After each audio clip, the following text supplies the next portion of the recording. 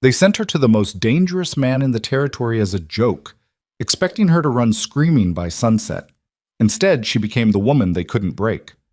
This is the story of Elena Mercer, a woman the world threw away, and Rowan Hale, the rancher everyone feared. What started as cruelty became defiance. What began as survival became something far more powerful. Stay until the end to see how one desperate choice shattered an entire town's expectations. Hit that like button and drop a comment with your city so I can see how far this story travels. Now, let me take you back to where it all began. The morning they decided Elena Mercer's fate, she was scrubbing floors at the boarding house for the third time that week without pay. Mrs. Calloway stood in the doorway, arms crossed over her substantial chest, watching Elena work with the kind of satisfaction that came from having power over someone who couldn't fight back. The floorboards were already clean. They'd been cleaned 2 hours ago. But Mrs. Calloway had found a scuff mark, or claimed to, and Elena had gotten back on her knees without a word. That was how she'd survived the last 3 years in Millstone Crossing. Keep your head down. Don't argue. Make yourself so small that maybe they'd forget you existed long enough for you to scrape together another week's rent. It hadn't worked. "You're done here," Mrs. Calloway announced. Elena's hands stilled on the brush. Water dripped from the bristles onto wood she'd already scrubbed raw. "Ma'am? You heard me? I want you out by tomorrow morning." Mrs. Calloway's voice carried the pleasant tone of someone delivering good news. "I've got a paying tenant coming, a respectable woman. I can't have you taking up space anymore." Elena sat back on her heels, her fingers aching from the lye soap. "I've been paying." "Barely. And always late." Mrs. Calloway smoothed her apron with hands that had never seen this kind of work. "Besides, there's been talk."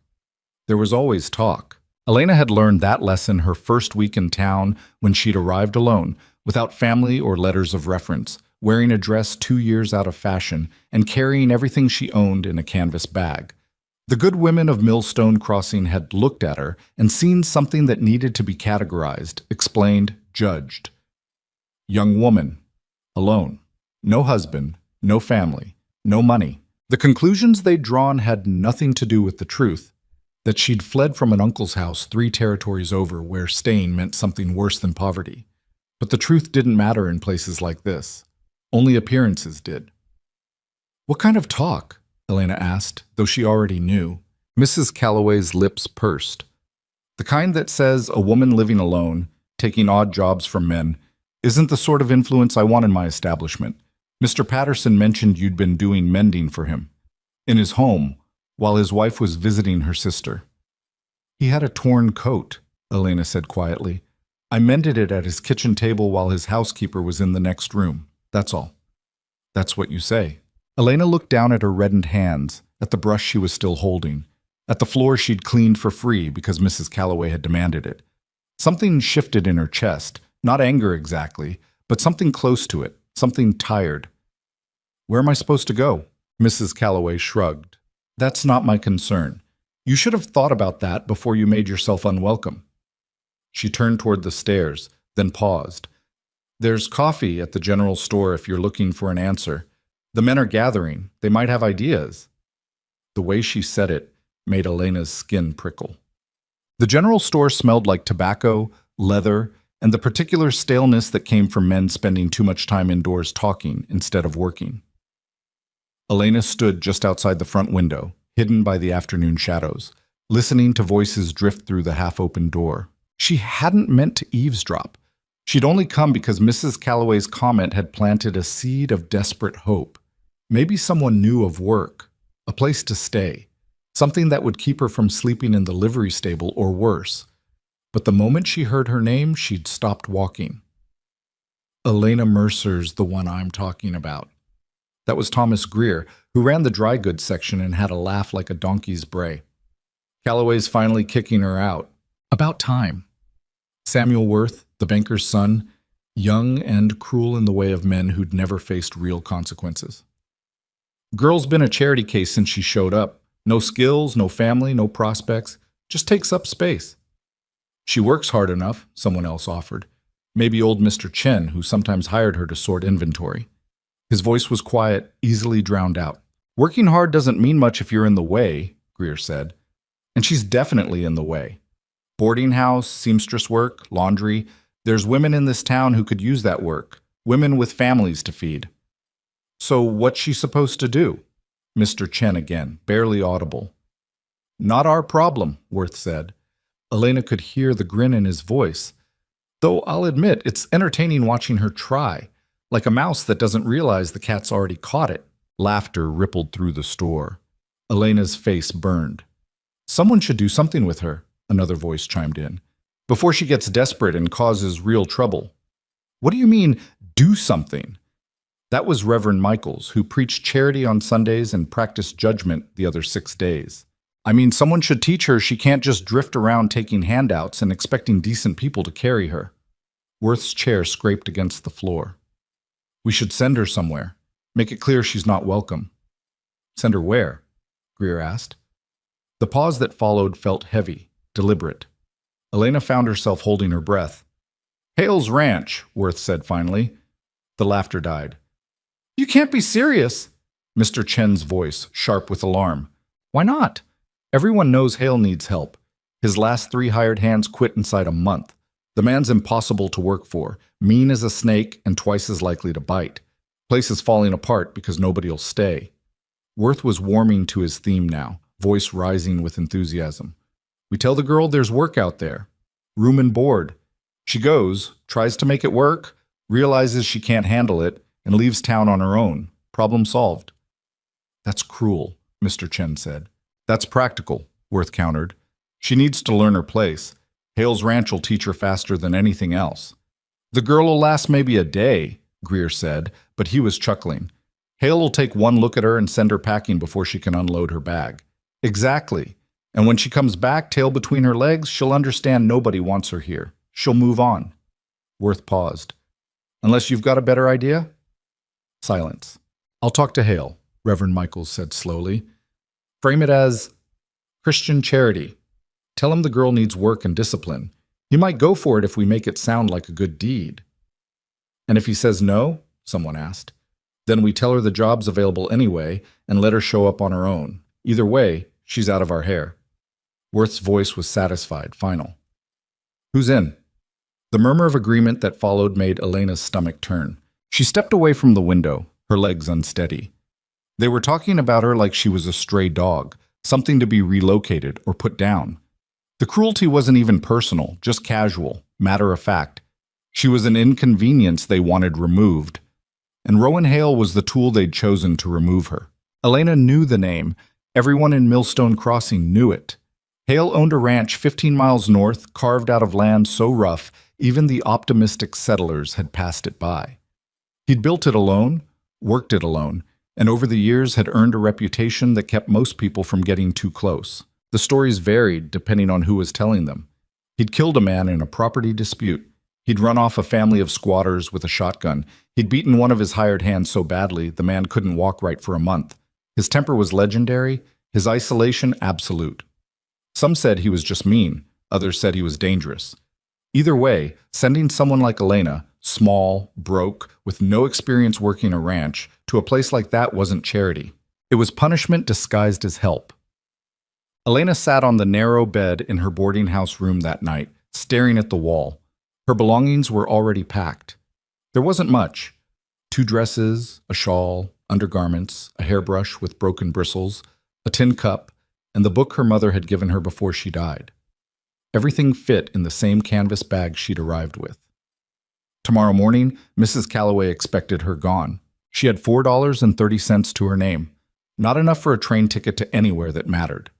Not enough for another month's rent even if someone would take her. Barely enough to eat for a week if she was careful. Her options were limited. Non-existent, really. She could leave Millstone Crossing on foot, head for another town, and hope she found work before she starved. She could beg Mrs. Calloway for more time and endure the woman's smug refusal. She could sleep rough and try to stay hidden, scrambling for survival in a town that had already decided she didn't belong. Or she could go to Hale's Ranch. The thought made her throat tight. She wasn't stupid. She'd heard what Worth and the others had said. They were sending her there expecting her to fail, expecting her to break. It was a game to them, entertainment, and she was the punchline. But here was the thing they didn't understand, because men like Samuel Worth had never been cornered the way Elena had been cornered. When you had nothing left to lose, even a cruel joke looked like opportunity. Hale's ranch was work. It was shelter. It was 15 miles away from the people who'd decided she was worthless. And if the man was half as mean as they said, well, Elena had survived mean before. Her uncle had been mean. Mrs. Calloway was mean in her own petty way. The whole damn town was mean when it suited them. At least at Hale's ranch, the cruelty would be honest. She pulled the canvas bag onto her lap, checking the contents one more time. The book's spine was cracked, its pages soft from being read too many times. Her mother's voice came back to her across the years. "You're stronger than you think, Elena. Don't let them convince you otherwise." Her mother had been wrong about a lot of things, but maybe not that. Elena cinched the bag closed and lay down without undressing. She didn't sleep. Morning came cold and gray, the sky threatening rain. Elena left the boarding house before Mrs. Calloway could make a speech about it. She walked through town with her bag over her shoulder, feeling eyes on her from windows and doorways. The good people of Millstone Crossing, watching the inconvenience remove itself. At the edge of town, near where the main road split toward the northern hills, Reverend Michaels was waiting. He stood beside a wagon driven by a young man Elena didn't recognize. His expression composed in that particular way religious men had when they were about to deliver bad news wrapped in scripture. "Miss Mercer," he called out. "A word?" Elena stopped, wary. The Reverend approached with his hands clasped in front of him, his smile gentle and utterly false. "I've spoken with Mr. Hale. He's agreed to take you on at his ranch. Room, board, and wages in exchange for work. It's a generous offer." Elena said nothing. "The work will be difficult," Michaels continued. "Mr. Hale expects discipline and effort, but it's an opportunity for you to prove yourself useful, to contribute, to find purpose." He paused, letting the words sink in. "I've arranged for young Mr. Davis here to drive you out. No need to walk." It was all so carefully constructed. The benevolent reverend, helping a lost soul. The charitable rancher, offering work to someone desperate. The convenient ride, making sure she actually went. They'd built her a trap and painted it like a door. Elena looked at the wagon, at the reverend's expectant face, at the town behind her where she had no future. "What kind of work?" she asked. "Whatever needs doing, cleaning, cooking, mending, general labor. Mr. Hale's standards are high, but if you apply yourself, you'll manage." Michael's smile widened. "This is a blessing, Miss Mercer. I suggest you accept it gratefully." "A blessing. Right." Elena adjusted the bag on her shoulder. "When do we leave?" "Immediately." Michaels gestured toward the wagon. "Mr. Davis has other business to attend to. Can't keep him waiting." "Of course not." Elena climbed into the wagon bed without another word. Davis, a lanky man who looked barely 20, flicked the reins without acknowledging her. The Reverend watched them pull away, his expression satisfied. As the wagon rattled north out of Millstone Crossing, Elena looked back once at the town's huddled buildings, the church steeple, the general store where men had laughed about her fate. Then she turned forward and didn't look back again. The road to Hale's ranch was rough, cutting through scrubland that grew wilder the farther they traveled.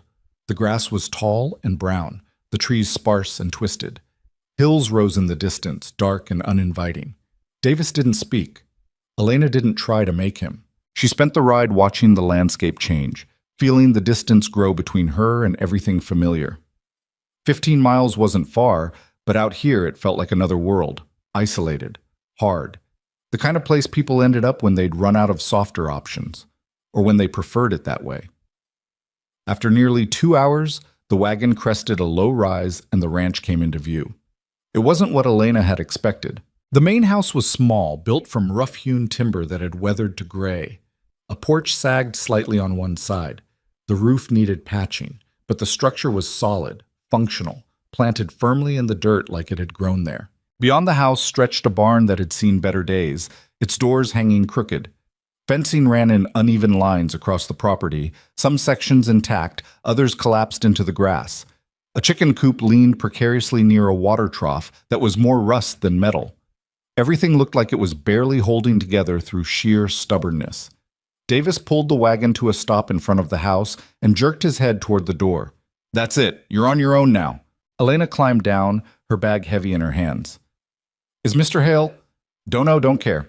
I did my part. Davis was already turning the wagon around, eager to leave. Good luck. You'll need it. He was gone before Elena could respond, the wagon kicking up dust as it disappeared back down the road. And then there was silence. Not the peaceful kind, the watchful kind. Elena stood in the yard, feeling exposed. The wind moved through the grass with a sound like whispers. Somewhere, a door creaked on its hinges. The whole place felt like it was waiting for something. She approached the house slowly, her boots crunching on gravel. The porch steps groaned under her weight. She raised her hand to knock. The door swung open before her knuckles touched wood. The man standing in the doorway was tall, broad-shouldered, and looked at her like she was something the wind had blown in that he'd now have to sweep back out. Rowan Hale. He was younger than she'd expected, maybe 35, with dark hair that needed cutting and a face that would have been handsome if it wasn't currently set in an expression of deep irritation. His clothes were work-worn, his hands scarred. Everything about him said he'd built this place with his own strength and didn't suffer fools. His eyes were the worst part, gray, cold, and sharp enough to cut. You the girl Michael sent? His voice was rough, like he didn't use it often. Elena lifted her chin. Elena Mercer. Reverend Michaels said you had work. Did he? It wasn't a question. Hale looked her up and down with the kind of assessment usually reserved for livestock. You ever worked a ranch before? No. Ever worked anywhere that wasn't indoors? No. Can you mend fence, shovel manure, haul water, handle livestock? I can learn. Hale's laugh was short and humorless. You can learn. That's what they all say. He leaned against the door frame, arms crossed. Let me guess. You're desperate, got nowhere else to go, and figured you'd try your luck out here because anything's better than whatever you're running from. It was so close to the truth that Elena flinched. Hale saw it. His expression didn't soften. That's what I thought. Listen, girl. My name is Elena. His eyes narrowed. Listen, Elena. I don't know what Michael's told you, but this isn't charity. I don't need someone who'll cry the first time they break a nail or faint when they see blood. I need someone who can work, real work, the kind that leaves blisters and bruises and makes you too tired to complain. He straightened. You don't look like you can handle that. Elena's grip tightened on her bag. You don't know what I can handle. I've seen plenty like you, soft, used to people making things easy. You'll last maybe 3 days before you realize you made a mistake. He started to close the door. Save us both the trouble and leave now. No. Hale paused. No? I need this work. Elena's voice was steady even though her heart was pounding. I'll do whatever you ask. I won't complain. I won't quit. Just give me a chance. Why should I? Because you need help and I need a place to stay. That's reason enough. For a long moment, Hale just stared at her. Elena stared back, refusing to drop her gaze, refusing to show the fear that was climbing up her spine. Finally, Hale sighed. It was the sound of a man accepting an inevitability he didn't like. Fine. 3 days. You work, you stay. You slack off or cause problems, you're gone. He pushed the door open wider. Bunkhouse is behind the barn. Hasn't been used in a while, so it'll be dirty. Cleaning it is your first job. After that, we'll see if you've got any spine. Elena stepped past him into the house, trying not to show her relief. And Elena? Hale's voice stopped her at the threshold. She turned. His expression was hard, unreadable. Don't expect me to go easy on you just because you're a woman. Out here you work or you starve. That's the deal. I understand. We'll see. He closed the door behind them both, shutting out the sky and the wind and the last traces of the world Elena had left behind. She was here now. Whatever came next, there was no turning back. The bunkhouse was worse than Elena had imagined. It was a single-room structure about 20 feet square with a dirt floor, gaps in the walls wide enough to see daylight through, and a smell that suggested something had died in there and nobody had bothered to remove it. There was a cot with a rotted mattress, a table with 3 legs, a shelf covered in mouse droppings, and dust so thick it looked like carpet. Hale had walked her out there, opened the door and said, "Make it livable. You've got until dark." Then he'd left. Elena stood in the doorway, staring at the wreckage, and felt something break loose inside her chest. Not tears. She was too tired for tears. Just a kind of bitter laugh that she swallowed before it could escape. This was the joke. This was what they'd sent her to. The town council was probably drinking to her failure right now, imagining her running back to Millstone Crossing before sunset, broken and apologetic. Proof that she'd never belonged anywhere. Elena set her bag down on the cleanest spot she could find. Then she rolled up her sleeves and got to work. She started by hauling the rotted mattress outside.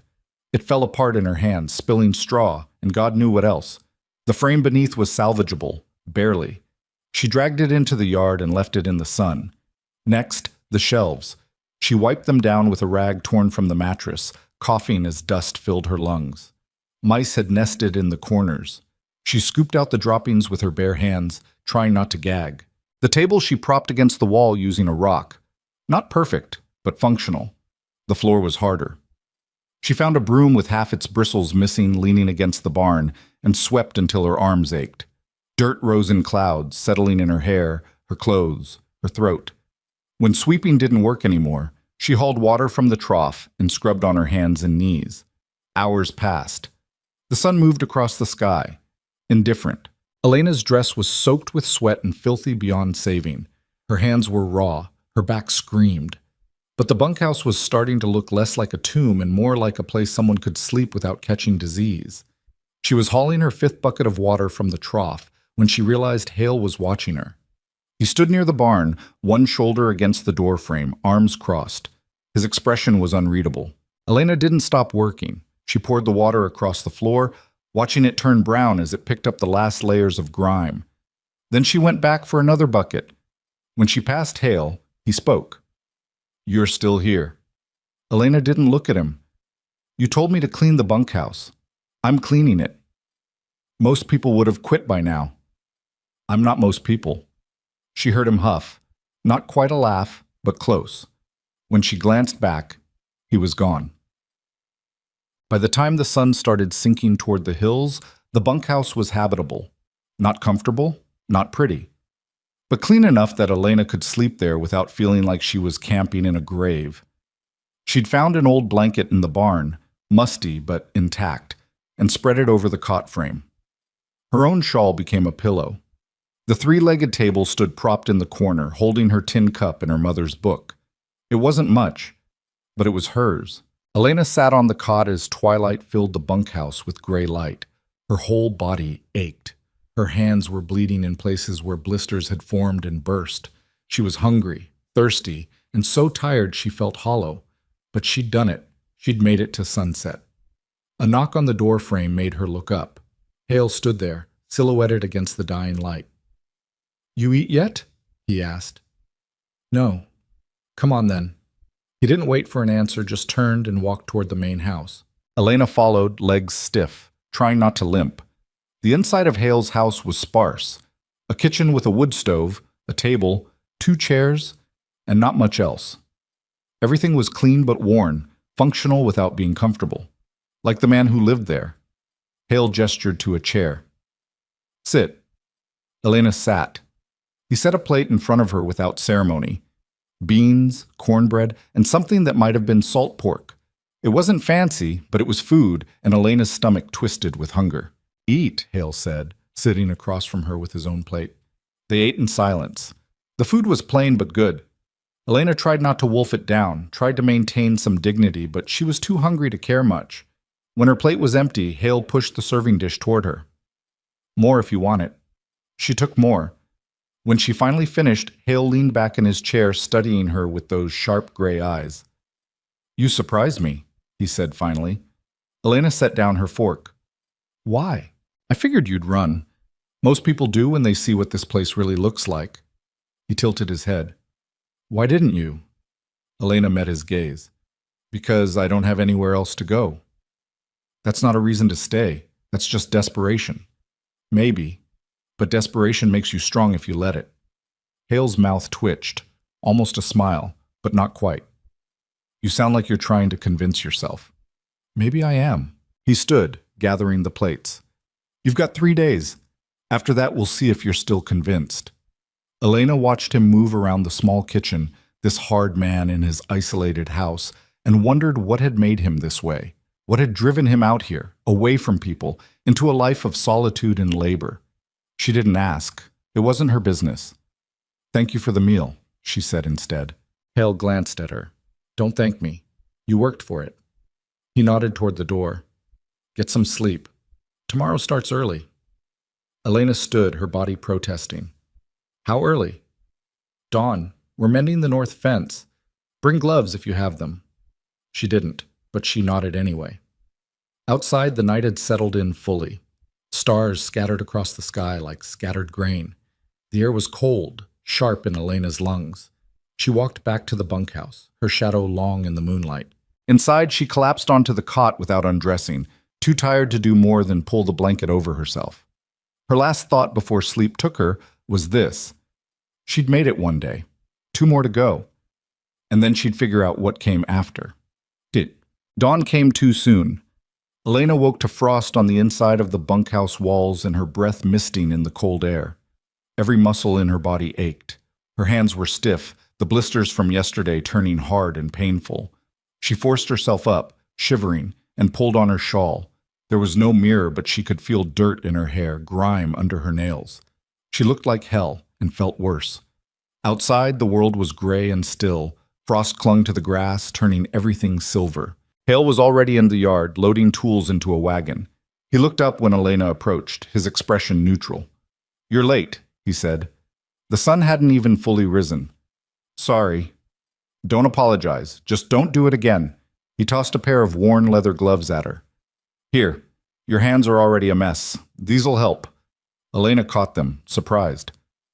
"Thank you." "They were my last hired hands. He left them when he quit." Hale climbed into the wagon. "Get in. We're burning daylight." They rode north across the property in silence. The land was rougher here, rolling hills covered in scrub and broken by rocky outcroppings. The fence line appeared after about 20 minutes, or what was left of it. Whole sections had collapsed. Posts leaned at drunken angles. Wire lay tangled in the grass like dying snakes. Hale stopped the wagon and jumped down. "This is what we're fixing." Elena stared at the wreckage. "All of it?" "All of it." He started unloading tools. Post hole diggers, a sledgehammer, wire cutters, rolls of new fencing. "You ever dig a post hole before?" "No." "Then today you learn." For the next 8 hours, Elena learned. She learned that digging post holes in rocky soil felt like trying to dig through concrete, that her shoulders would scream after the first hour and go numb after the third, that the post hole digger would slip and slam into her shins, leaving bruises that would darken by evening. She learned that Hale didn't believe in breaks, that when he said keep up, he meant it, that he worked with the kind of relentless intensity that came from years of doing everything alone. She learned that wire had barbs that cut through gloves if you weren't careful, that lifting fence posts required strength she didn't have, so she had to use leverage, technique, desperation. That Hale watched her struggle without offering help, his face impassive. By noon, Elena's hands were bleeding again. By mid-afternoon, she'd stopped feeling them entirely. They worked through the day without speaking except when Hale barked instructions. Deeper. Straighten it. Pull the wire tighter. Again. Elena obeyed.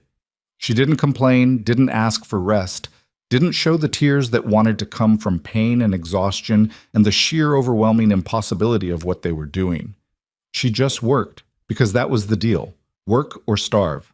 When the sun finally started to sink and Hale called it, Elena stood in the middle of the fence line they'd repaired, swaying slightly, and felt something close to pride. It wasn't pretty. Half the posts weren't perfectly straight. The wire sagged in places. But it was done. Functional. Better than it had been. Hale walked the line, checking their work with a critical eye. Then he nodded, once, sharply. "Not bad," he said. Coming from him, it felt like a damn medal. Toot. That night, Elena could barely lift her fork. Hale set food in front of her, more beans, more cornbread, and she ate mechanically, too tired to taste it. "Your hands are a mess," Hale said, nodding at the bloody gloves she'd set on the table.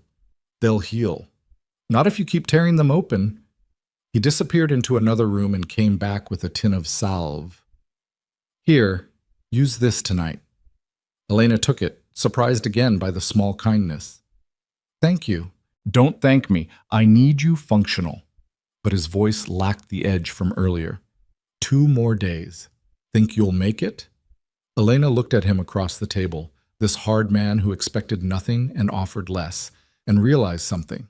He wasn't cruel. He was just honest. Out here, the work was brutal because the land was brutal. He didn't go easy on her because going easy would be lying about what this life required. He was testing her, yes, but he was also showing her the truth. And the truth was, if she could survive this, she could survive anything. I'll make it, Elena said. Hale studied her for a long moment. Then he stood, gathering the plates. We'll see. But this time there was something different in his voice. Not quite respect, but maybe the beginning of it. Elena woke on the 4th morning expecting Hale to tell her to leave. She'd made it past his 3-day trial, yes, but that didn't mean he'd keep her. Men like Rowan Hale didn't make promises, and she'd learned not to trust temporary safety. So when she dragged herself out of the bunkhouse at dawn, muscles screaming, hands still tender despite the salve, she was already bracing for dismissal. Hale was in the barn, mucking out stalls. He looked up when she approached, his face unreadable in the dim light. You're still here, he said. Elena's stomach tightened. You told me 3 days. 3 days is done. He went back to shoveling manure, his movements efficient, mechanical. So here's the new deal. You stay, you work. Same terms. Room, board, wages when I can afford them. You leave whenever you want, but you give me notice first so I'm not caught empty-handed. It took Elena a moment to process what he'd said. You're keeping me on? Unless you're planning to quit. No, I'm not quitting, Hale grunted. Good. Grab a shovel. This stall isn't going to clean itself. And just like that, Elena Mercer had a job. It wasn't celebration worthy. There was no handshake, no welcome, no acknowledgement that anything had changed.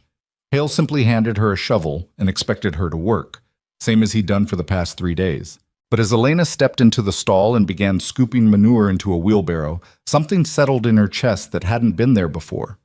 Not quite hope. More like solid ground. For the first time in 3 years, she had a place that wouldn't disappear overnight. She had work that wouldn't vanish because someone decided she wasn't respectable enough. She had a reason to wake up that didn't involve begging or scraping or making herself invisible. It was just a job on a failing ranch working for a man who barely spoke to her, but it was hers. The days that followed fell into a rhythm that was brutal but predictable. Hale woke before dawn and expected Elena to do the same.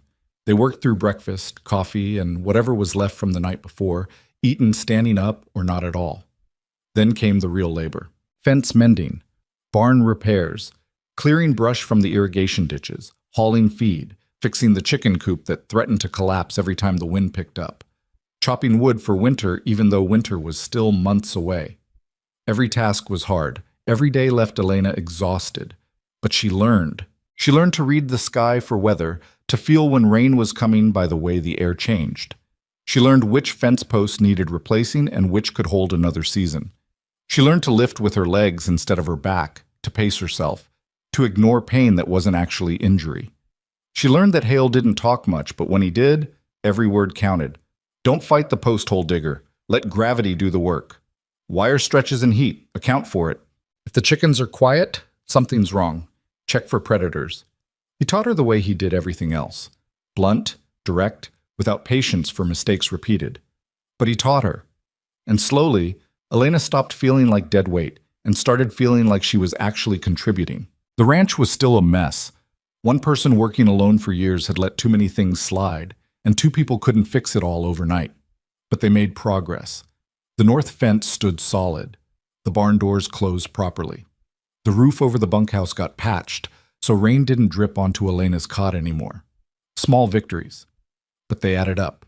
3 weeks in, Hale started leaving her to work alone on certain tasks while he handled others. Not because he trusted her, trust seemed like a foreign concept to him, but because she'd proven she could follow instructions without constant supervision. Elena took it as a compliment. It was during one of those solo work sessions that she first realized the town hadn't forgotten about her. She was mending a section of the chicken coop, replacing rotted boards with scrap wood from the barn, when she heard the wagon coming up the road. She straightened, wiping sweat from her forehead, and watched as a familiar rig rolled into the yard. Thomas Greer sat in the driver's seat, looking pleased with himself in a way that made Elena's stomach knot. He pulled the wagon to a stop near the house and climbed down, not bothering to acknowledge Elena. Instead, he headed straight for the barn, calling out, "Hale, you around?" Elena set down her hammer and followed at a distance, curious and uneasy. Hale emerged from the barn, covered in dust, looking irritated at the interruption. "Greer, what do you want?" "Just checking in." Greer's smile was too wide. "Heard you took on that Mercer girl. Wanted to see how it was working out." Hale's expression didn't change. "It's working fine." "Really?" Greer glanced past Hale toward Elena, his eyes glittering with something mean. "Because I'll be honest, Hale, we didn't think she'd last a week. Most of the town figured you'd send her packing after a day or two." "Most of the town was wrong." Greer's smile faltered slightly. "She's actually working out?"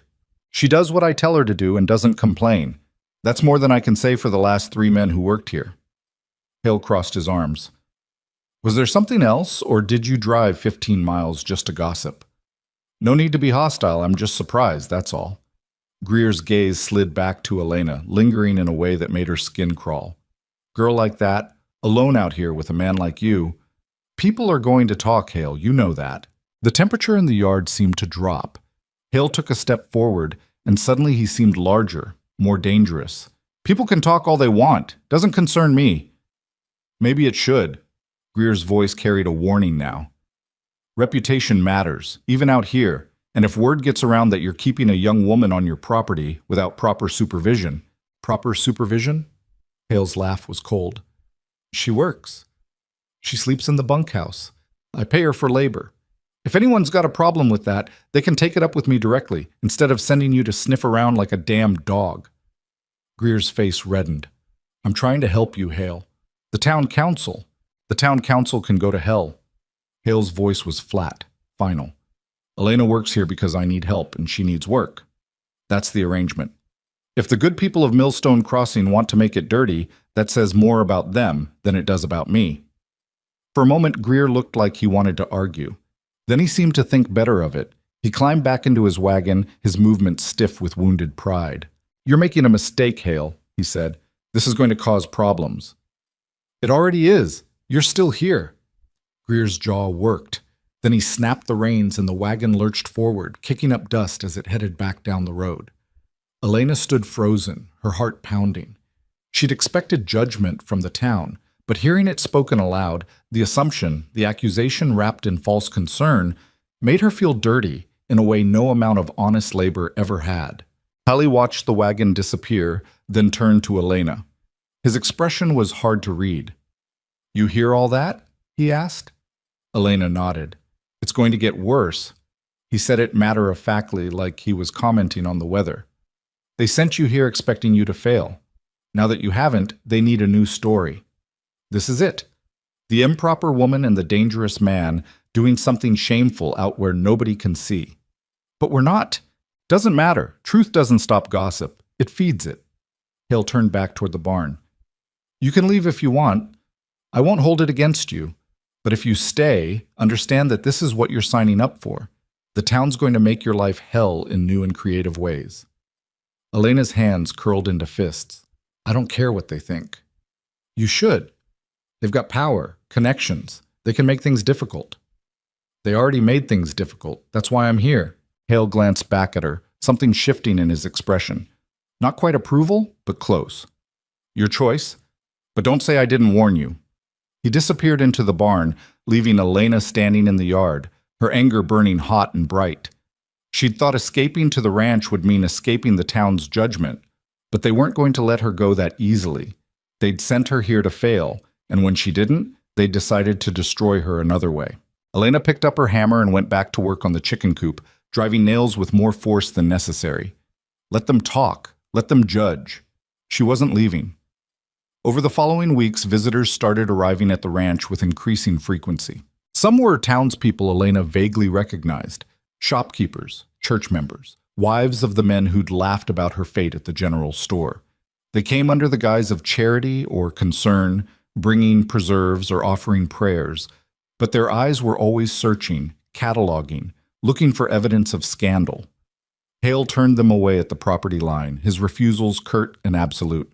Appreciate the thought, but we're fine. Don't need charity. Others were more official. Reverend Michaels showed up twice, Bible in hand, insisting he had a pastoral duty to check on Elena's spiritual welfare. Hale told him if he valued his spiritual welfare, he'd leave before Hale lost his patience. The Reverend left, but not before shooting Elena a look that promised consequences. The worst was when Mrs. Calloway appeared with two other boarding house matrons, their faces pinched with righteous concern. "We've come to speak with Miss Mercer," Mrs. Calloway announced from the wagon, not bothering to climb down. Privately, Elena was hauling water from the well. She set down the bucket, wiping her hands on her work dress, the same dress she'd arrived in, now patched and stained beyond recognition. "I'm right here," Elena said. Mrs. Calloway's lips pursed. "We'd prefer to speak inside, away from present company." She meant Hale, who was repairing a fence nearby, pointedly ignoring the whole exchange. "Anything you want to say, you can say here," Elena replied. The three women exchanged glances.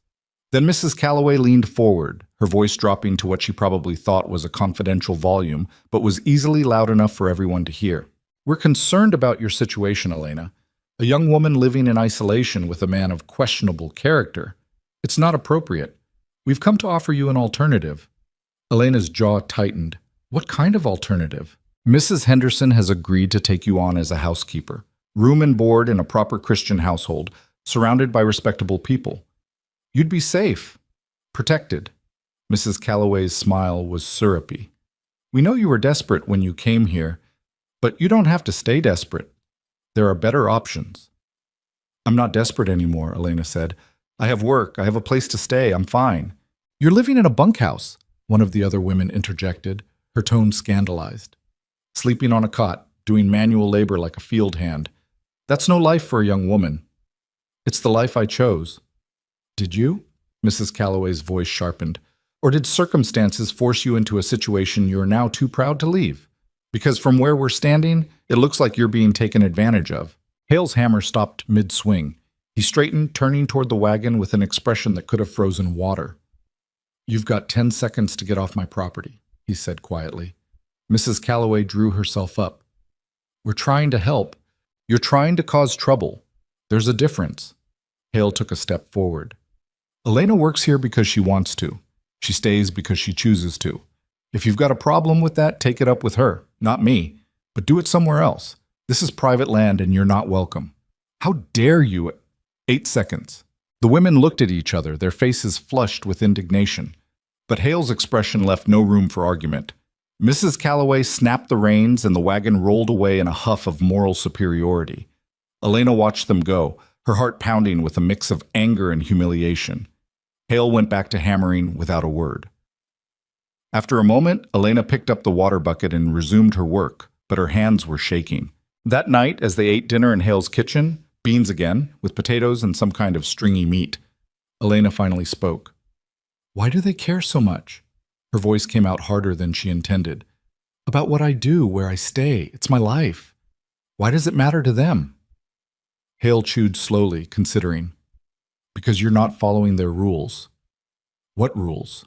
"The unspoken ones. The ones that say women like you should be grateful for whatever scraps they're offered. Should marry whoever will have you, take whatever work they deem appropriate, and never step out of the box they've built for you." He took a sip of water. "You came here and proved you can do hard work. Proved you don't need their approval or their charity. That threatens them." "How?" "Because if you can survive without them, maybe other people can too. And if everyone stopped needing their approval, they'd lose the power that comes with granting or withholding it." Hale's expression was bitter. "People like control. When you take it away from them, they get mean." Elena stared at her plate. "So it doesn't matter what I do. They'll hate me anyway. They'll hate you because of what you represent. A woman making her own choices, living on her own terms. That's dangerous to people who've built their identity around controlling others. That's insane. That's human nature. Hale stood, gathering the plates. You want my advice? Stop trying to make them understand. They won't. Just live your life and let them choke on their own poison. It was the most Hale had said to her in weeks. Elena watched him move around the kitchen, this solitary man who'd clearly dealt with his own share of judgment and rejection and felt a strange kinship. Is that what you did? She asked, when they decided you were dangerous? Hale paused, his back to her. I gave them reasons to think that. What kind of reasons? The kind that aren't your business. His voice wasn't harsh, just final. Point is, I stopped caring what they thought a long time ago, made life simpler. Elena wasn't sure she believed him. People didn't isolate themselves 15 miles from civilization unless they cared deeply about something, either protecting themselves or punishing the world that had hurt them. But she didn't push. Instead, she helped him clean up in silence, the evening stretching between them like something fragile and unnamed. By the 8th week, the visits had stopped, but the consequences hadn't. Elena made the mistake of riding into town with Hale when he needed to pick up supplies. It was her first time back to Millstone Crossing since the morning she'd left, and she'd hoped maybe enough time had passed that people would have moved on to newer scandals. She was wrong. The general store fell silent when they walked in. Conversations died mid-sentence. Eyes tracked their movement with the kind of attention usually reserved for criminals or wild animals. Hale ignored it, moving through the store with his usual efficiency, gathering flour, coffee, nails, other necessities. Elena stayed close, feeling the weight of judgment pressing against her skin. At the counter, Thomas Greer rang up their purchases with exaggerated slowness, his smile sharp and knowing. That'll be $18, he said. Hale pulled out money. Prices go up? Inflation, hard times, you understand. Greer's eyes slid to Elena. Of course, for regular customers, I might have offered a discount, but given the circumstances... Given what circumstances? Hale's voice was dangerously quiet. Greer shrugged. Just seems like you've got extra expenses these days. Thought you might appreciate fair pricing. This is fair pricing? As fair as I'm willing to offer. For a long moment, Hale just stared at him. Then he counted out $18, placed it on the counter, and gathered their supplies. As they left, Elena heard the laughter start behind them. Quiet, mean, self-satisfied. Outside, Hale loaded the wagon without speaking, his movements sharp with controlled anger. They're punishing you, Elena said quietly. Because of me. They're punishing themselves. I can buy supplies from the next town over. Cost me an extra hour, cost Greer my business. Hale climbed into the wagon. Get in. Elena obeyed, but guilt sat heavy in her stomach. The ride back was tense. Halfway to the ranch, Hale finally spoke. This isn't your fault. Feels like it is. Then you're feeling wrong. He kept his eyes on the road. They were always like this. You're just giving them an excuse to show it. But if I left? If you left, they'd win. They'd prove that their approval matters more than your choices. That's what they want. Proof that they're still in control. Hale glanced at her. Is that what you want to give them? Elena thought about Mrs. Calloway's smug face, about Samuel Worth's laughter in the general store, about all the people who'd decided she was worthless and then punished her for proving them wrong. No, she said. Then stop apologizing for existing. It was harsh, but it was also exactly what Elena needed to hear. She stopped suggesting she should leave, stopped feeling guilty for Hale's inconvenience, stopped shrinking every time the town found new ways to make their lives difficult. If they wanted to make her existence a scandal, fine. She'd survive it the same way she'd survived everything else, by working harder than they expected, by refusing to break, by being more stubborn than they were cruel. The work continued. Summer turned brutal, the sun beating down on the ranch with relentless heat. Water became precious. The crops Hale had planted, barely enough to supplement their food, struggled and had to be nursed through each day. Elena learned to work in the early mornings and late evenings, resting during the worst heat. She learned to spot dehydration, to pace herself, to recognize when Hale was pushing too hard and needed to stop even if he wouldn't admit it. They developed a rhythm that didn't require words. Hale would nod toward a task, and Elena would understand what needed doing. She'd start something, and he'd finish it. They moved around each other like dancers who'd practiced the same routine 1,000 times. It wasn't friendship. Hale didn't do friendship, but it was partnership. And slowly, grudgingly, Elena realized something. She was good at this. The scared girl who'd arrived with nothing but a canvas bag and desperation had become someone capable, strong, competent in ways that had nothing to do with being proper or respectable or any of the things Millstone Crossing valued. She could mend a fence that would hold through winter, could birth a calf when one of Hale's few remaining cows went into labor at midnight, could repair a wagon wheel, shoot a rattlesnake threatening the chickens, negotiate with the grain supplier 2 towns over when Greer's prices became extortion. She'd become the kind of woman her mother wouldn't recognize, and she was proud of it. 3 months after Elena had walked through Hale's gate, a letter arrived. It came via a traveling merchant who sometimes made deliveries to the remote ranches. Hale brought it to the kitchen table that night, his expression unreadable. "It's addressed to you," he said, handing it over. Elena stared at the envelope, her name written in careful script she didn't recognize. Her hands trembled slightly as she opened it. The letter was from Reverend Michaels, though it was signed by 6 other prominent citizens. The language was formal, dripping with false concern. "Miss Mercer, it has come to our attention that your continued residence at Mr. Hale's property has become a matter of public concern. For the protection of your reputation and the moral standards of our community, we strongly advise you to seek alternative lodging. Should you fail to do so, we will be forced to take official action to ensure the situation is resolved appropriately." Elena read it twice, her anger building with each word. "Official action," she said. "What does that even mean?" Hale leaned against the counter, arms crossed. "Could mean a lot of things. They might try to get the territorial authorities involved, claim you're being held against your will or that I'm violating some ordinance. They'll make it legal trouble, tie it up in bureaucracy until one of us can't afford to fight anymore." "Can they actually do that?" "If they want to badly enough." His expression was grim. "Question is, what are you going to do about it?" Elena stared at the letter, at the signatures of people who'd never cared about her welfare until she stopped needing them, and felt something crystallize inside her. She'd spent her whole life trying to be acceptable, trying to fit into spaces that didn't want her, trying to earn approval from people who'd already decided she wasn't worth it. She was done. "I'm staying," she said.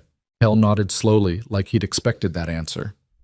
"Then you should know what you're up against. They'll make it ugly. They'll spread worse rumors. They'll make it impossible for you to go into town without harassment. And if they do get authorities involved, there's no guarantee we'll win." "I don't care." "You should care. This could ruin you." Elena laughed, a sharp, bitter sound. "Ruin me?"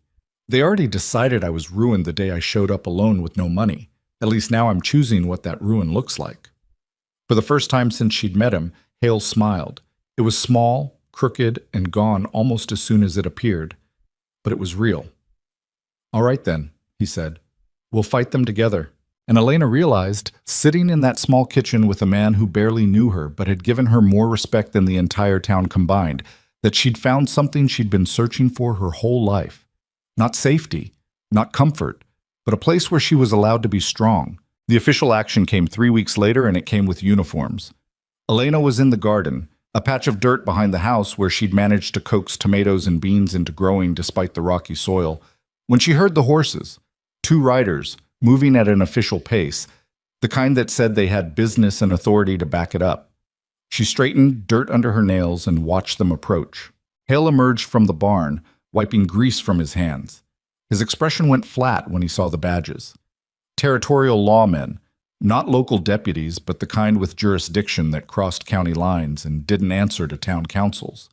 The older of the 2 dismounted first. He was maybe 50, with gray in his beard and eyes that had seen enough to be tired but not quite cynical.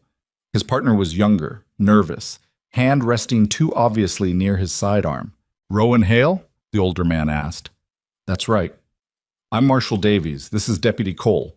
We've received a complaint regarding your living arrangements here." He pulled a folded paper from his coat. "Specifically, about Miss Elena Mercer."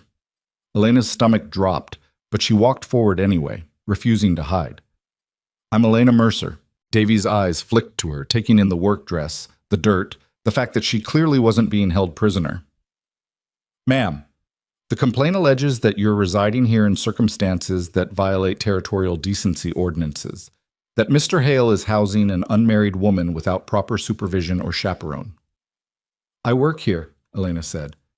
I'm a hired hand. The complaint suggests otherwise. Davies unfolded the paper, reading. It states that you occupy private quarters on the property, that you take meals with Mr. Hale in his home, and that there's no female supervision present. Under territorial law, such arrangements can be deemed inappropriate cohabitation. That's insane, Elena said. I sleep in the bunkhouse. I work for wages. There's nothing inappropriate about it. The law doesn't care about intent, ma'am. It cares about appearance. Davies looked genuinely uncomfortable. Look, I'm not here to make judgments, but the complaint was filed formally, which means I have to investigate. If the situation is as described, I'm obligated to intervene. Hale's voice was ice. Intervene how? That depends. Best case, Miss Mercer relocates to town where there's proper female supervision. Worst case, if she refuses, we enforce the ordinance through legal channels. Could mean fines, could mean arrest for both of you if you're found in violation. Arrest? Hale said the word like it tasted rotten. For giving a woman honest work. For violating decency laws, Mr. Hale. I know you don't like it, but the law's the law. Davies turned back to Elena, his expression softening slightly. Miss Mercer, I need to ask you directly, are you here of your own free will? Yes? Has Mr. Hale coerced you in any way, made promises he hasn't kept, or placed you in danger? No. Are you aware that your current living situation is considered improper under territorial statute? Elena's jaw tightened. I'm aware that some people think it's improper. I don't agree. Davies sighed. Your agreement isn't required, ma'am. The law exists whether you like it or not.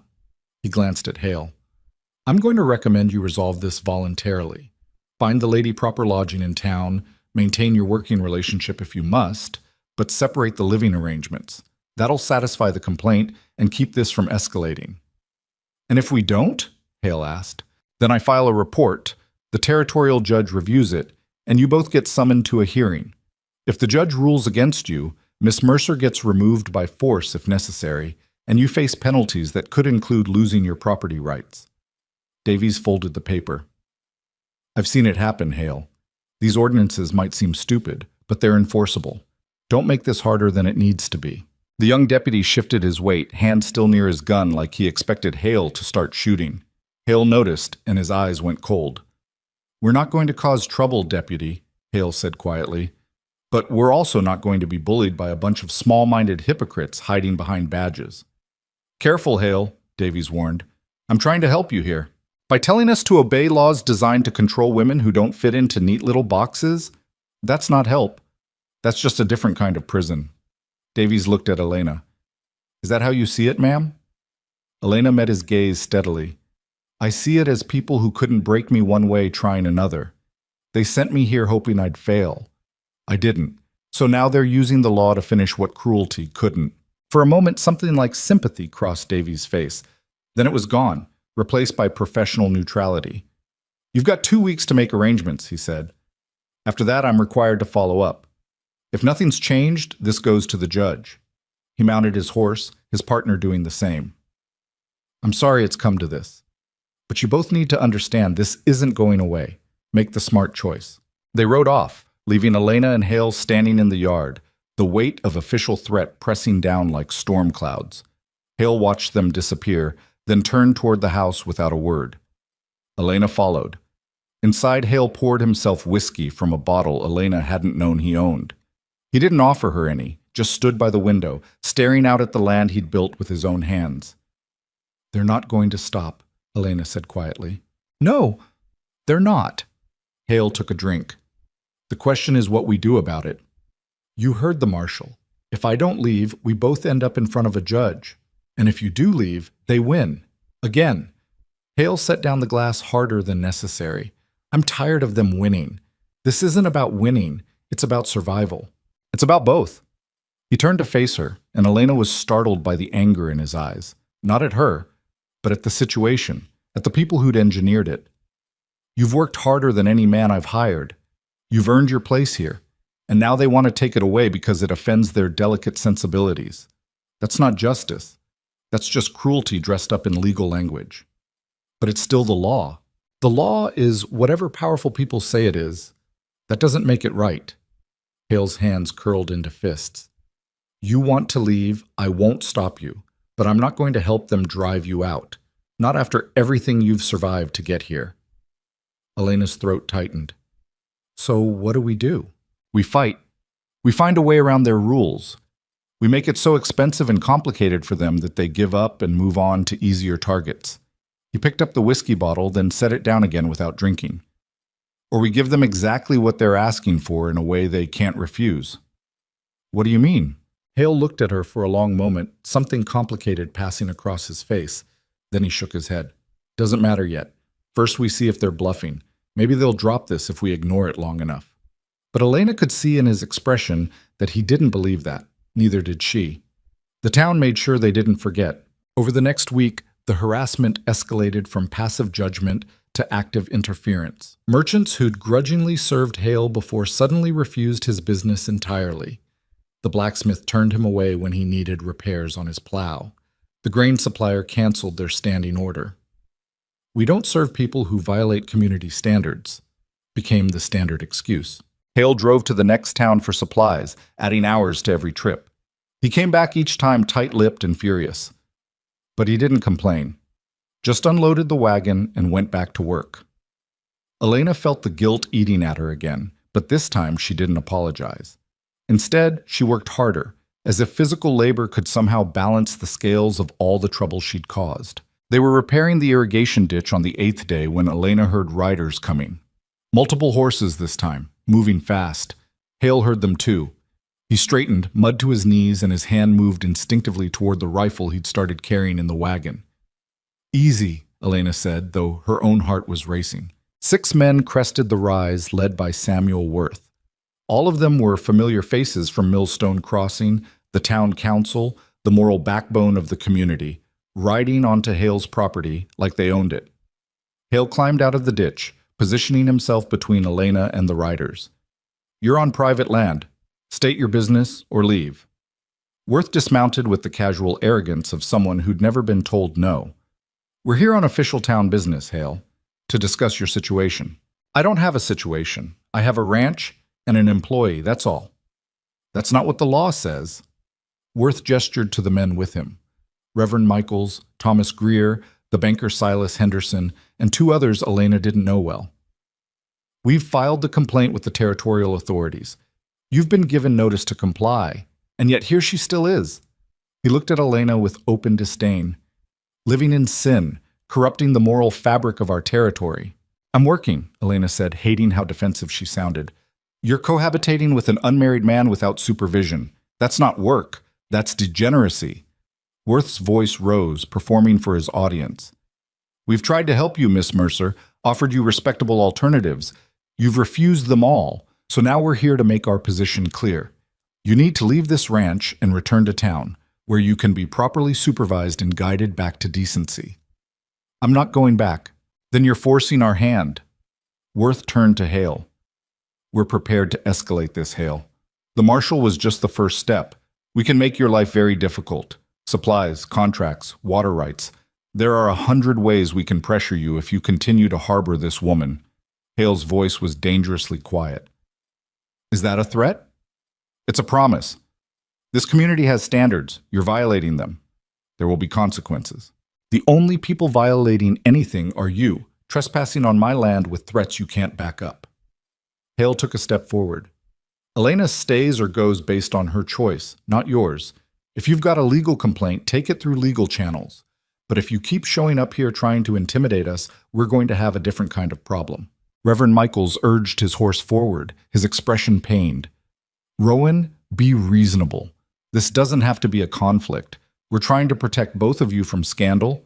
You're trying to control her because she won't submit to your authority. There's a difference. We're trying to uphold moral law. Worth's face was reddening. You may not care about your reputation, Hale, but the rest of us live in civilized society.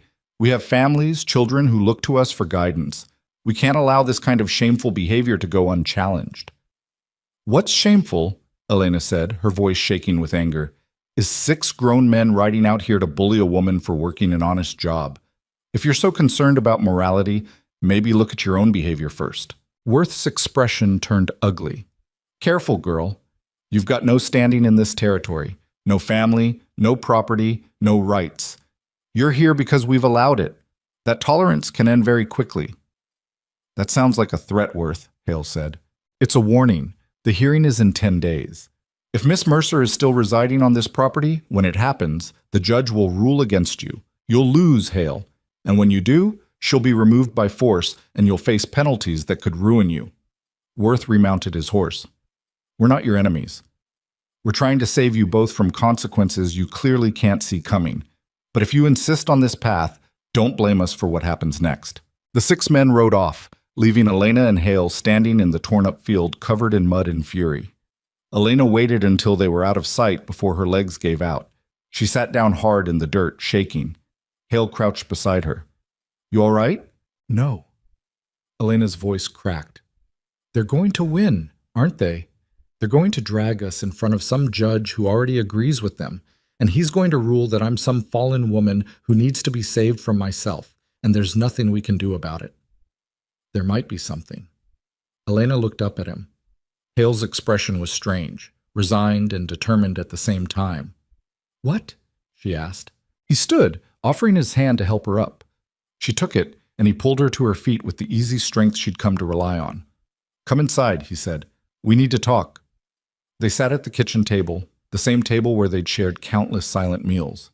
Hale poured coffee with hands that weren't quite steady, which frightened Elena more than anything else. She'd never seen him uncertain.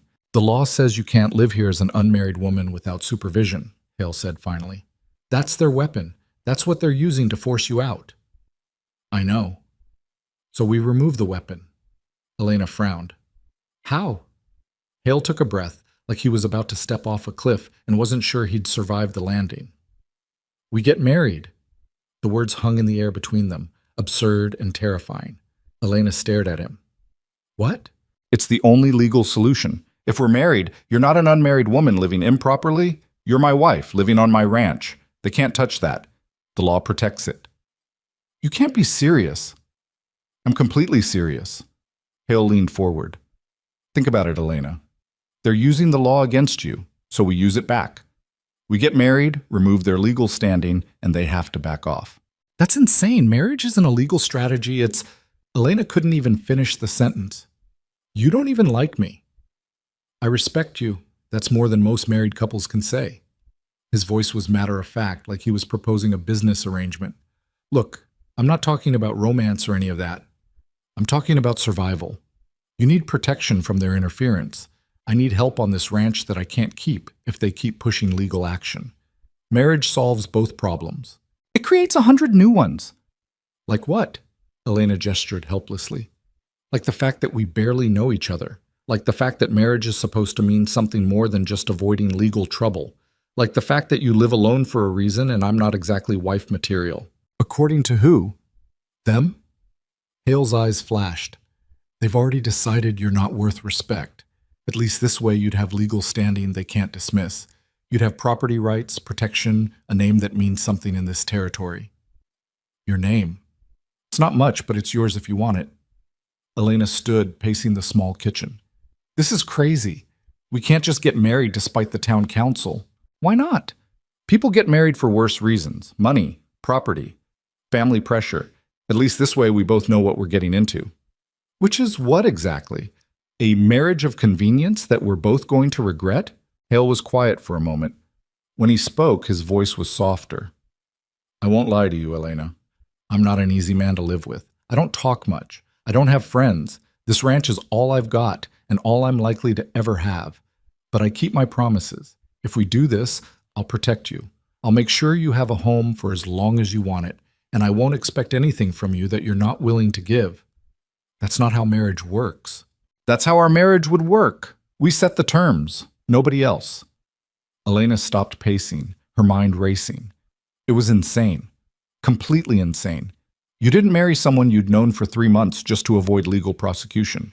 You didn't build a life on a technicality. But then again, she'd never done anything the conventional way. She'd fled her uncle's house in the middle of the night. She'd walked into a job everyone expected her to fail. She'd survived in a town that hated her and built strength out of desperation. Why not this? If we do this, Elena said slowly, it's on my terms too. I'm not some property you're acquiring. I work, I earn wages.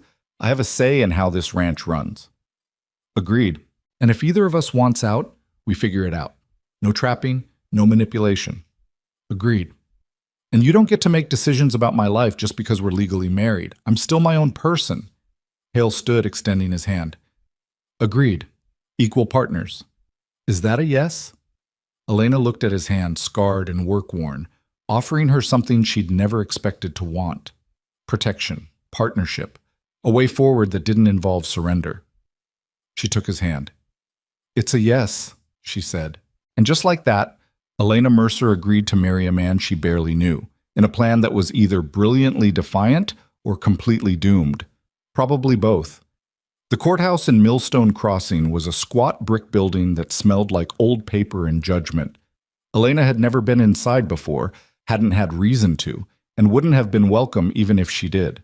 But on a cold morning exactly 9 days after Marshall Davies' visit, she walked through those doors on Rowan Hale's arm, wearing her only clean dress and carrying a resolution that felt like armor. The clerk was a pinched woman named Mrs. Stewart, who looked at them like they'd tracked mud across her clean floor. We're here to file for a marriage license, Hale said. Mrs. Stewart's expression went from irritated to shocked. Marriage? You two? That a problem? No, I suppose not. But there's a waiting period.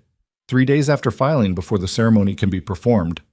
We'll wait. Mrs. Stewart pulled out forms with the enthusiasm of someone handling dead fish. Names? Rowan James Hale, Elena Marie Mercer. Ages? 36 and 23. Previous marriages? None. The questions continued, each one designed to establish legitimacy, to prove they weren't rushing into something fraudulent. Elena answered mechanically, watching Mrs. Stewart's face grow more pinched with each response. When the forms were finally complete, Mrs. Stewart slid them across the counter. Sign here. Both of you. Elena signed her name with fingers that trembled slightly. Hale's signature was bold, certain. Mrs. Stewart stamped the papers with more force than necessary. 3 days. Then you'll need a witness and an officiant. Reverend Michaels usually... We'll find our own, Hale interrupted. Suit yourself. Mrs. Stewart's smile was thin and mean. I'm sure this will be the talk of the town by supper time. I'm counting on it, Hale said. They left the courthouse to find a small crowd had already gathered outside. Word traveled fast in places like this. Elena recognized faces from the general store, the boarding house, the church, all of them staring with expressions ranging from shock to outrage, to something that looked almost like fear. Samuel Worth pushed through the crowd, his face purple with rage. What the hell do you think you're doing? Getting married, Hale said calmly. It's legal. Check the records. This is a mockery, a transparent attempt to circumvent the law. The law says an unmarried woman can't live on my property without supervision, so we're fixing that, legally. Hale guided Elena past Worth toward their wagon. You said we had a hearing in a day. Guess we won't need it now. Worth grabbed Hale's arm. You can't do this. Hale looked down at Worth's hand, then up at his face. Let go. Something in his voice made Worth release his grip immediately. You're making a mistake, Hale, Worth said. Marrying this woman to avoid consequences?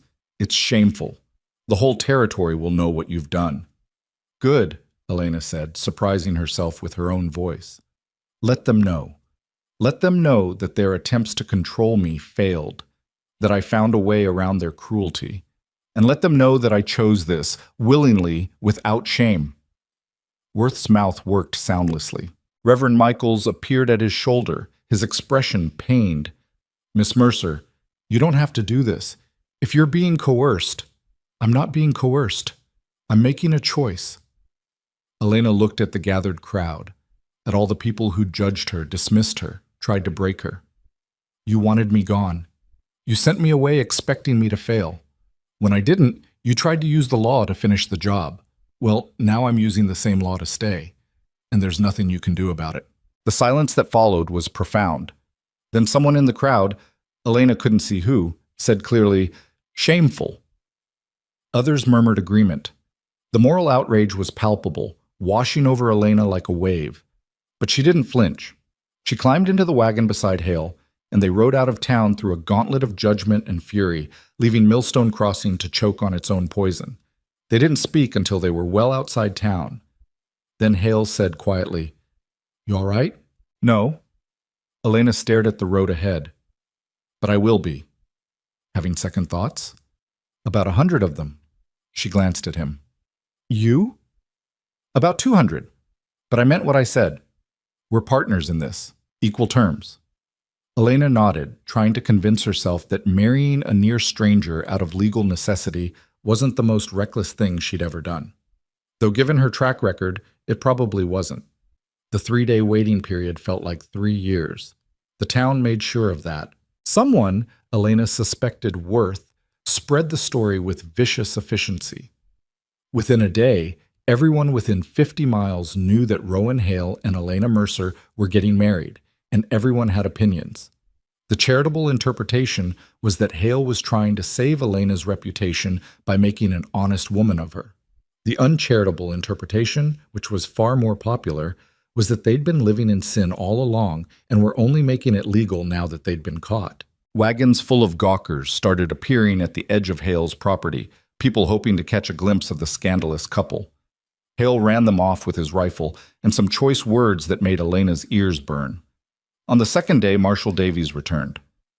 "I heard about the marriage license," he said, standing in Hale's yard looking tired. "That's one way to solve the problem." "It's the legal way," Hale replied. "It's the clever way. Doesn't mean the town's going to accept it gracefully." Davies shifted his weight.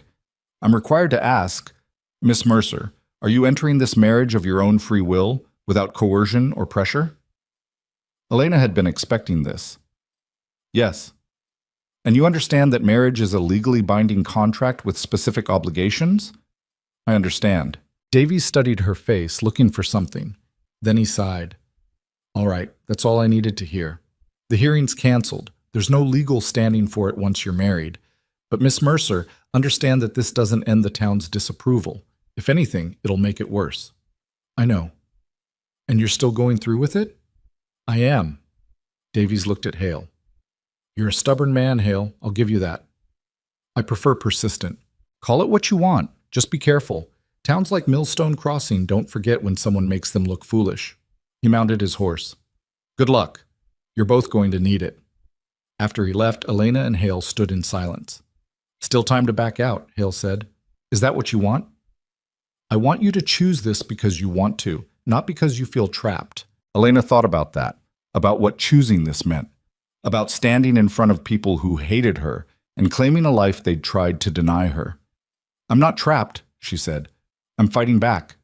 There's a difference." Hale nodded slowly. "Then we do this tomorrow." "Tomorrow," Elena agreed, and she tried not to think about the fact that tomorrow she'd become Mrs. Rowan Hale, and nothing would ever be simple again. The morning of the wedding, Elena woke before dawn with her stomach in knots. She lay on the bunkhouse cot, staring at the ceiling, listening to the wind move through the gaps in the walls, and wondered if she'd lost her mind. In a few hours, she'd stand in front of a judge and legally bind herself to a man she'd known for 4 months. A man who lived alone for reasons he wouldn't discuss. A man whose idea of partnership was built on necessity rather than affection. This wasn't how marriages were supposed to happen. But then again, nothing in Elena's life had happened the way it was supposed to. She forced herself up, splashed cold water on her face from the basin, and pulled on the dress she'd spent the last 2 evenings mending and cleaning.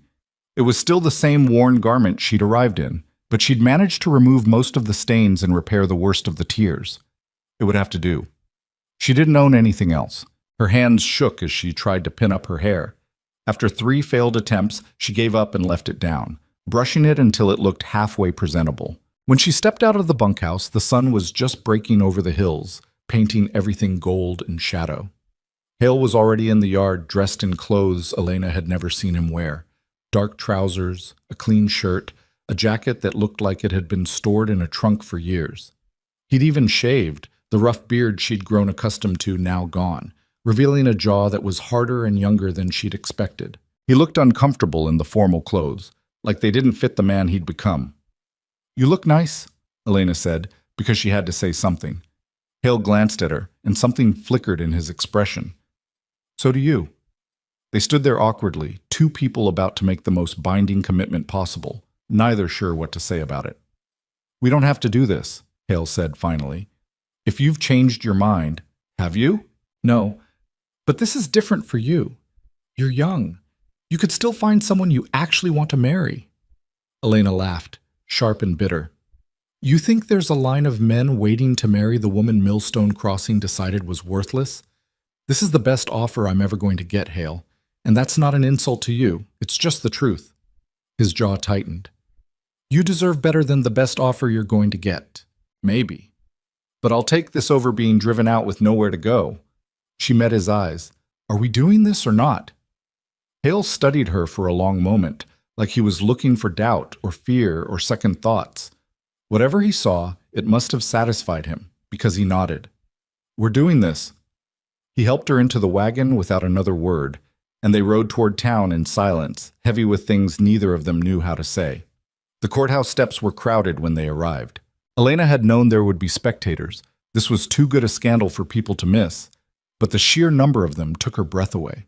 It seemed like half of Millstone Crossing had turned out, along with people from neighboring settlements who'd heard the story and wanted to witness the spectacle firsthand. They weren't there to celebrate. They were there to judge. The crowd parted as Hale and Elena approached, hostile silence replacing the usual courthouse bustle. Elena felt eyes crawling over her, cataloging every detail, searching for evidence of whatever shameful story they'd already decided was true. Samuel Worth stood near the entrance with several town council members, his expression thunderous. "This is a farce," he announced loudly enough for everyone to hear.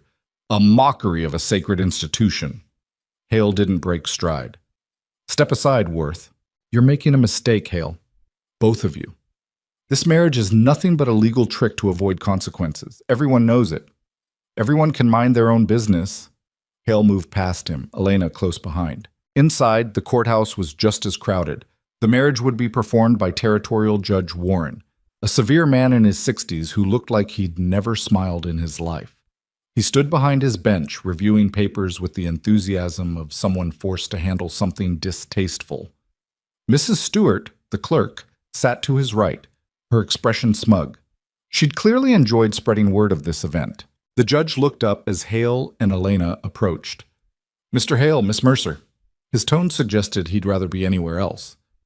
"I understand you wish to be married." "That's right," Hale said. "And you're both entering this union of your own free will, without coercion?" "Yes," they answered together. Judge Warren's eyes narrowed. "I'm required to ask because there's been considerable speculation about the circumstances surrounding this marriage. Some have suggested it's merely a legal maneuver to avoid prosecution under territorial decency laws."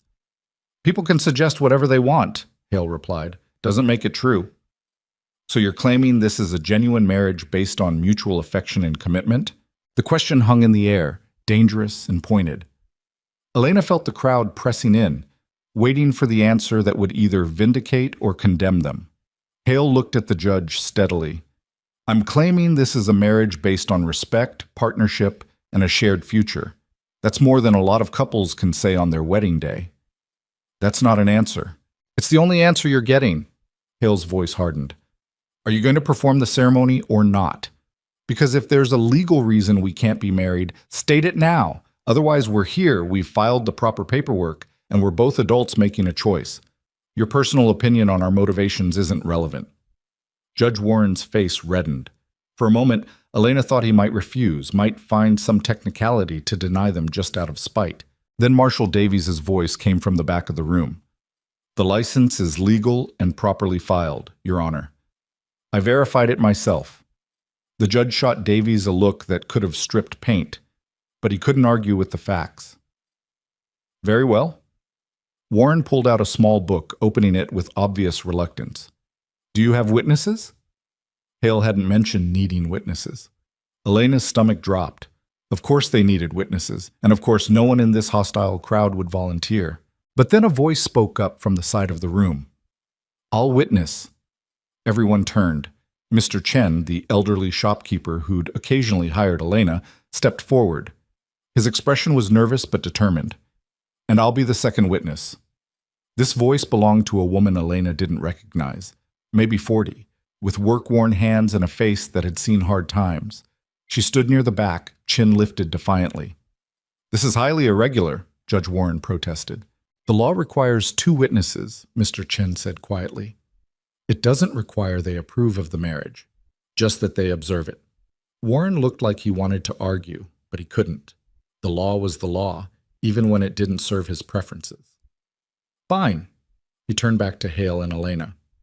"Join hands." Elena's hand found Hale's, her fingers trembling slightly. His grip was warm, solid, steadying. Judge Warren began reading from the book, his tone mechanical and resentful. "Marriage is a legal contract binding 2 individuals in partnership before the law and community. It carries obligations, responsibilities, and protections under territorial statute." It was the least romantic ceremony Elena could have imagined. No poetry, no warmth, just dry legal language delivered by a man who clearly disapproved of everything happening. But as Warren droned through the requirements and Hale's hand tightened around hers, Elena realized something. She didn't care about romance or approval or any of the things traditional weddings were supposed to provide. She cared about survival, about partnership, about standing in this courthouse full of people who hated her and claiming a life they'd tried to deny her. "Mr. Hale," Warren said, his voice cutting through Elena's thoughts. "Do you take this woman as your lawfully wedded wife, accepting all legal obligations therein?" "I do." "Miss Mercer, do you take this man as your lawfully wedded husband, accepting all legal obligations therein?" Elena looked at Hale, at this hard, solitary man offering her protection in the only way he knew how, at the partnership they'd built through work and stubbornness and shared defiance. "I do." Warren's mouth pursed like he'd tasted something sour.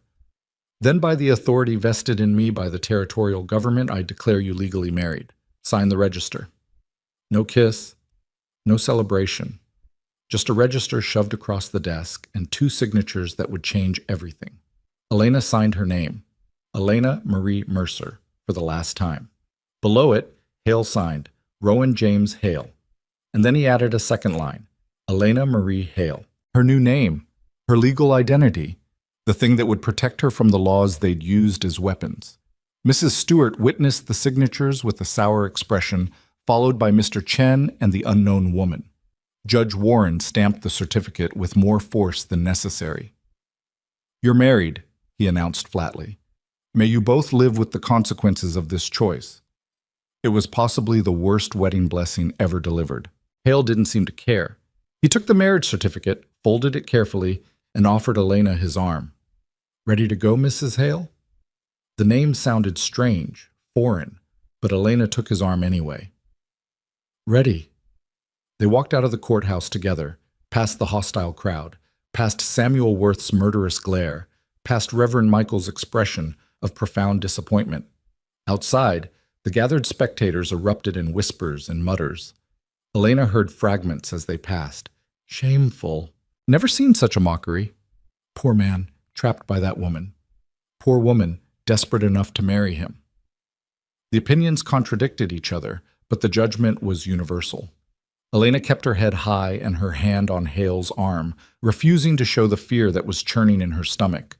They'd done it. They'd actually done it. She was married now, legally bound to a man she barely knew, and there was no going back. At the wagon, Mr. Chen caught up to them, slightly out of breath. "Congratulations," he said, though his eyes were worried. I hope you'll both be happy." "Thank you for witnessing," Elena said. "You didn't have to do that." "Yes, I did." Mr. Chen glanced back at the courthouse crowd. "What they're doing to you isn't right. I may not agree with everything, but I know persecution when I see it. I've seen enough in my life." He pressed something into Elena's hand, a small cloth bundle. "For your household. A wedding gift." Elena unwrapped it to find a set of silk napkins, beautifully embroidered. They were probably worth more than anything she owned. "Mr. Chen, I can't." "You can. And you will." His expression was firm. "You're going to need allies, Mrs. Hale. Remember that." He disappeared back into the crowd before Elena could respond. The unknown woman approached next, moving quickly like she didn't want to be noticed. Up close, Elena could see old bruises fading on her neck, carefully hidden by her collar. "I'm Martha," she said quietly. "Martha Brennan. I just wanted to say, what you did in there took courage. Standing up to all of them, claiming your right to choose. I hope you know that means something to some of us." "Thank you," Elena said, surprised. "My husband died 2 years ago. Left me with debt and a farm I can't manage alone. The town keeps trying to force me to sell, to move in with family who will control everything I do. They use the same laws they tried on you. Say a woman alone isn't proper, isn't safe, needs supervision." Martha's jaw tightened. "Watching you fight back gives me hope that maybe I can too." She pressed a small package into Hale's hand. "It's not much, just some preserves. But it's honest." Then she was gone, melting into the crowd before anyone could question why she'd approached the scandalous couple. Hale helped Elena into the wagon, and they rolled out of town through a gauntlet of stares and whispers. Neither spoke until Millstone Crossing disappeared behind them. "That was worse than I expected," Elena said finally. "Could have been better," Hale agreed. "Could have been worse, too. At least nobody threw anything. Give them time." Hale's mouth twitched, almost a smile. "You did good in there. Didn't flinch." "I was terrified." "I know. But you didn't show it. That's what mattered." Elena looked down at her left hand, bare of any ring. They hadn't even thought about rings. Another detail that would fuel the gossip about their fraudulent marriage. "What happens now?" she asked. "Now we go home. We work the ranch. We live our lives." Hale's voice was matter of fact. "Same as before, except now you've got legal standing. And they can't touch you." "You make it sound simple." "The situation isn't simple, but our part in it is. We made a choice. Now we live with it." Elena nodded, trying to convince herself that marrying a near stranger in a hostile courthouse was just another step in survival, no different from scrubbing floors or mending fences or any of the other hard things she'd done. But as the ranch came into view and she realized she was coming home as Mrs. Rowan Hale, wife rather than hired hand, she couldn't shake the feeling that everything had just become infinitely more complicated. The first week of marriage was awkward in ways Elena hadn't anticipated. The work didn't change. They still rose before dawn, still labored through the day, still ate simple meals in relative silence. But now there was a tension underlying everything, a hyper-awareness of the commitment they'd made and what it might mean. Halle had moved Elena's few belongings from the bunkhouse into the main house the day after the wedding, setting her up in a small room off the kitchen that had been used for storage. It wasn't much, barely large enough for a bed and a trunk, but it had walls without gaps and a door that closed. "It's yours," Hale had said, setting down her canvas bag. "For privacy. I won't come in without knocking." "Where will you sleep?" Elena had asked, suddenly aware that she'd never seen Hale's bedroom, had no idea what the rest of the house looked like. "Same place I always have. Upstairs." He'd paused at the doorway. "We're married legally, Elena. That doesn't mean I expect anything beyond what we agreed on. Partnership, respect, separate lives under the same roof. Is that even a real marriage?" The question had escaped before Elena could stop it. Hale had looked at her with something unreadable in his expression. "It's the marriage we chose. That makes it real enough." He'd left her alone to settle in, and Elena had sat on the narrow bed, surrounded by walls that were simultaneously shelter and cage, wondering what exactly she'd agreed to. The days settled into a rhythm that was familiar but shifted. They worked together on the ranch, and Hale continued teaching Elena things she needed to know. How to predict weather by the clouds, how to spot when livestock was getting sick, how to repair leather harnesses that had dried and cracked. But now, occasionally, Hale would ask her opinion on decisions. Which field to plant, whether to invest in more chickens or focus on repairing the barn. Small things, but they mattered. "You're part owner now," he'd said when Elena questioned why he was asking. "Your name's on the marriage certificate, which means you've got legal claim to this property same as me. That means you get a say in how we run it." Elena hadn't thought about that. About the fact that marriage hadn't just given her protection, it had given her ownership. For the first time in her life, she had legal rights to something beyond her own labor. It was terrifying and exhilarating in equal measure. The town, predictably, didn't let the marriage go quietly. 3 days after the wedding, someone left a dead chicken on their porch with a note pinned to it, "Whores and the men who keep them." Hale had read it, crumpled it up, and thrown it in the fire without comment. Then he'd checked the property line for signs of trespass, rifle in hand. A week later, their water supply from the shared creek was diverted upstream by someone who'd built a dam on land that bordered Hale's property. It took 2 days of hard labor to negotiate with the neighboring rancher and tear down the dam. "This is harassment," Elena had said, exhausted and filthy from the work. "It's war," Hale had corrected. "They're trying to make staying here so difficult that we give up and leave. Standard tactic." "Does it usually work?" "Sometimes. Depends how stubborn you are." Elena had looked at the restored creek, at the land they'd fought to keep functioning, at Hale standing there covered in mud and determination. "I'm stubborn enough," she'd said. Hale's response had been that crooked, almost smile that she was learning meant approval. The real test came 5 weeks after the wedding, when Martha Brennan appeared at their property line, driving a wagon loaded with possessions. Elena had been in this garden when she spotted the wagon. She'd dropped her tools and hurried over, worried something was wrong. Martha looked exhausted, her face drawn and eyes red like she'd been crying. But there was steel underneath the fatigue. "I need help," she said without preamble. "The bank foreclosed on my farm this morning, said I couldn't manage the debt alone, that it was irresponsible to let a woman try. They're seizing everything tomorrow." Her voice shook. "I've got nowhere to go except back to my brother's house. And if I go there, he'll control everything, my money, my choices, my life. I can't do it. I can't go back to being someone's property." Elena's heart clenched. "What do you need?" "Work. Shelter. Anything you can spare." Martha's pride was clearly warring with desperation. "I can work hard. I know animals, crops, household management. I just need a chance until I can figure out something else." Hale had appeared from the barn, taking in the situation with his usual quick assessment. "What happened?" Martha repeated her story, her voice steadier this time. Hale listened without interrupting, his expression giving nothing away. When she finished, he was quiet for a long moment. "We can't pay much," he said finally, "barely keeping this place running as it is." Martha's face fell. "But," Hale continued, "we can offer room and board in exchange for work.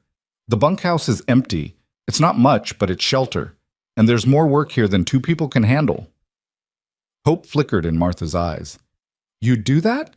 Even though it might cause you problems with the town?" Hale's laugh was harsh. "We're already at war with the town. One more refugee won't make much difference." Elena found herself nodding before she'd fully thought it through. "Stay. We'll figure it out." Martha's composure cracked. Tears spilled over and she wiped them away quickly, embarrassed. "Thank you. I'll earn my keep. I promise." "I know you will," Elena said. "Let's get your wagon unloaded." That night, after Martha had settled into the bunkhouse and the 3 of them had shared a simple dinner, Hale pulled Elena aside. "You know what you've done," he said quietly. "Taking her in like that. Helped someone who needed it? Made a statement. The town will see this as proof we're harboring every unwanted woman they try to drive out. They'll call this place a refuge for improper females or worse." Elena lifted her chin. "Good. Let them. Maybe more women will come." Hale studied her in the lamplight, something shifting in his expression. "You've changed since you got here." "I had to. The person I was when I arrived wouldn't have survived this." "No," Hale agreed. "She wouldn't have. But this version, the one standing in my kitchen deciding to start a war with the entire territory, she might actually win." "We," Elena corrected. "We might actually win." "We," Hale repeated, and for the first time it sounded like he actually believed it. Over the following months, 3 more women found their way to the ranch. First came Sarah, barely 18, pregnant and abandoned by the man who'd promised to marry her. The town had turned her out, calling her a sinner and a cautionary tale. She arrived on foot, half-starved, with nowhere else to turn. Then came Ruth and her daughter Anna, fleeing an abusive husband who the town had protected because he was a respected businessman. When Ruth tried to leave, the sheriff had told her she was abandoning her wifely duties and threatened to take Anna away. Elena took them all in. The ranch became a strange sanctuary. Hale's house at the center, the bunkhouse converted into shared quarters, work divided among capable hands. They functioned like a small community, each woman contributing what she could, all of them protecting each other from the judgment and cruelty that had driven them there. The town's outrage reached new heights. Delegations appeared regularly, demanding Hale shut down what they called his den of impropriety. The sheriff came with warrants that didn't quite apply to anything illegal. Reverend Michaels showed up preaching about corruption and sin until Hale literally carried him off the property and told him not to come back. But they couldn't actually stop it, because every woman there was there by choice. Every one of them could leave whenever they wanted, and Hale's marriage to Elena gave the entire arrangement legal protection as a family enterprise. The law that had been used to persecute Elena was now shielding her and everyone she sheltered. The irony wasn't lost on anyone. 6 months after the wedding, Elena stood on the ranch porch watching the sun set over land that had become something she'd never expected. Home. Hale joined her, 2 cups of coffee in hand. He offered her one without speaking, and they stood in comfortable silence, watching the light fade. "You ever regret it?" Elena asked. "The marriage. Everything that came after." Hale considered the question. "No. You. Sometimes I regret how we got here, all the cruelty that pushed us into this. But the marriage itself?" Elena shook her head. "No, this is the first place I've ever felt like I belonged. Even though it's built on a legal technicality and spite? Especially because of that." Elena smiled. "We took their weapons and turned them into shields. We took their rejection and built something they can't touch. That's not nothing." "No," Hale agreed. "That's not nothing." He was quiet for a moment, then added, "You know this can't last forever, right? Eventually the territory's going to find new laws, new ways to come after us. They always do. Then we'll find new ways to fight back. We always do." Hale looked at her, and Elena saw something in his expression she'd never seen before. Not quite affection. Hale wasn't built for easy affection, but respect, certainly, partnership, absolutely. And maybe, buried underneath everything else, the beginning of something that could become more if they let it. "You're a hell of a woman, Elena Hale," he said. "You're not so bad yourself, Rowan Hale." From inside the house came the sound of laughter. Martha and Sarah joking about something, Anna's higher voice joining in. The sounds of life, of community, of women who'd been told they were worthless finding worth in each other. Elena had come to this ranch as a joke, a cruel wager designed to break her. Instead, she'd become the thing the town feared most, a woman who refused to break, who built strength from desperation, who turned their judgment into power and their cruelty into purpose. She'd become someone who mattered, and no one, not the town, not the law, not anyone, could take that away from her now. Winter came hard that first year of Elena's marriage, bringing snow that buried the lower fences and cold that crept through every crack in the buildings. The women worked together to winterize the ranch, stuffing rags into gaps, stockpiling firewood, preserving everything they could from the fall harvest. It was during one of those bitter February nights, with wind howling outside, and the women gathered around the kitchen stove for warmth, that the real trouble started. Elena was mending a harness by lamplight when she heard the horses. Not the casual approach of a neighbor or delivery wagon, but the purposeful sound of multiple riders moving fast. Hale heard it too. He was on his feet instantly, reaching for the rifle he now kept by the door. "Everyone inside," he ordered. "Now!" The women scrambled from the bunkhouse into the main house, crowding into the kitchen with wide, frightened eyes. Anna buried her face in her mother's skirt. Sarah's hand went protectively to her swollen belly. Elena moved to the window, peering through the frost-covered glass. 8 riders, maybe more, torches lighting the darkness. She recognized Samuel Worth at the front, flanked by men she didn't know, harder looking than the usual town council delegation, with the bearing of men hired for violence rather than conversation. "It's Worth," Elena said. "And he brought an army." Hale checked the rifle, his expression grim. "Stay away from the windows. If shooting starts, get down and stay down." Martha appeared at Elena's shoulder, gripping a cast-iron skillet like a weapon. "What do they want?" "Same thing they've always wanted, to run us off or break us trying." The riders stopped in the yard, their torches casting dancing shadows across the snow. Worth dismounted, and Elena's blood ran cold when she saw he was carrying legal papers. Hale opened the door before Worth could knock, positioning himself in the doorway like a barrier. Cold air rushed in, making the lamplight flicker. "You're trespassing," Hale said flatly. "State your business and leave." "I've got a warrant," Worth announced, waving the papers. "Signed by Territorial Judge Warren. You're harboring fugitives, Hale. Ruth Henderson is wanted for abandonment of marriage and unlawful removal of a minor child. She needs to come with us." From inside the house, Ruth made a small, desperate sound. Elena's hands clenched into fists. "Her husband beat her. She has bruises to prove it." "Her husband has rights," Worth shot back. "Legal rights to his wife and child. What she claims he did is between them and doesn't void his claim. The law's clear on this." "The law is also clear about protecting people from harm," Hale said. "The law is whatever Judge Warren says it is. And he says Ruth Henderson and her daughter need to return to her husband's custody." Worth gestured to the men behind him. "We can do this easy or hard, Hale. Your choice." "You're not taking anyone off this property." "Then you're obstructing justice. That's a crime I can arrest you for right now." Worth's smile was vicious. "And while you're in a cell, we'll come back for the women, all of them. We'll shut this place down and make sure none of you have anywhere left to hide." Elena stepped into the doorway beside Hale. "You'd have to get past both of us first." Worth's eyes narrowed. "You want to join your husband in a cell, Mrs. Hale? Because I'm happy to arrange that." "Try it," Elena said, surprised by the steadiness in her own voice. "Try arresting us for protecting a woman and child from violence. Try explaining to the territory why you're using the law to send a battered woman back to the man who hurt her. See how that looks in the official record. It'll look like law enforcement doing its duty. It'll look like exactly what it is. Powerful men using the law as a weapon against women who won't submit to their authority." Elena felt the other women gathering behind her, their presence a solid wall of defiance. "You think you're the only ones who can use legal language? We can tell stories, too. And our story, about a town that persecutes women for surviving, that protects abusers and punishes victims, that's the kind of story that makes territorial governors ask uncomfortable questions." Worth's face reddened. "You're bluffing. No one cares what happens to women like you." "Maybe, maybe not. But are you willing to bet your reputation on it?" Elena took a step forward, and Worth actually stepped back.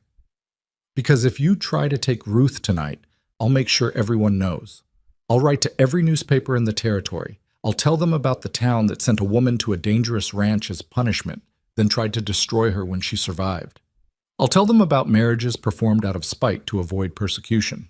I'll tell them about women beaten and abandoned who found no protection under the law." "That's slander," Worth sputtered. "That's truth, and truth tends to spread whether you want it to or not." Elena's voice hardened. "So here's the real choice, Worth. You can try to force your way past us tonight, and tomorrow the whole territory learns what kind of men run Millstone Crossing. Or you can leave, tell Judge Warren his warrant won't stand up to scrutiny, and find someone else to bully." The standoff stretched, tension crackling in the frozen air. Worth looked at Hale, at Elena, at the women visible through the doorway behind them. He was calculating, weighing power against exposure, authority against scandal. Finally, he folded the warrant with sharp, angry movements. "This isn't over." "It never is," Hale said. "Now get off my land."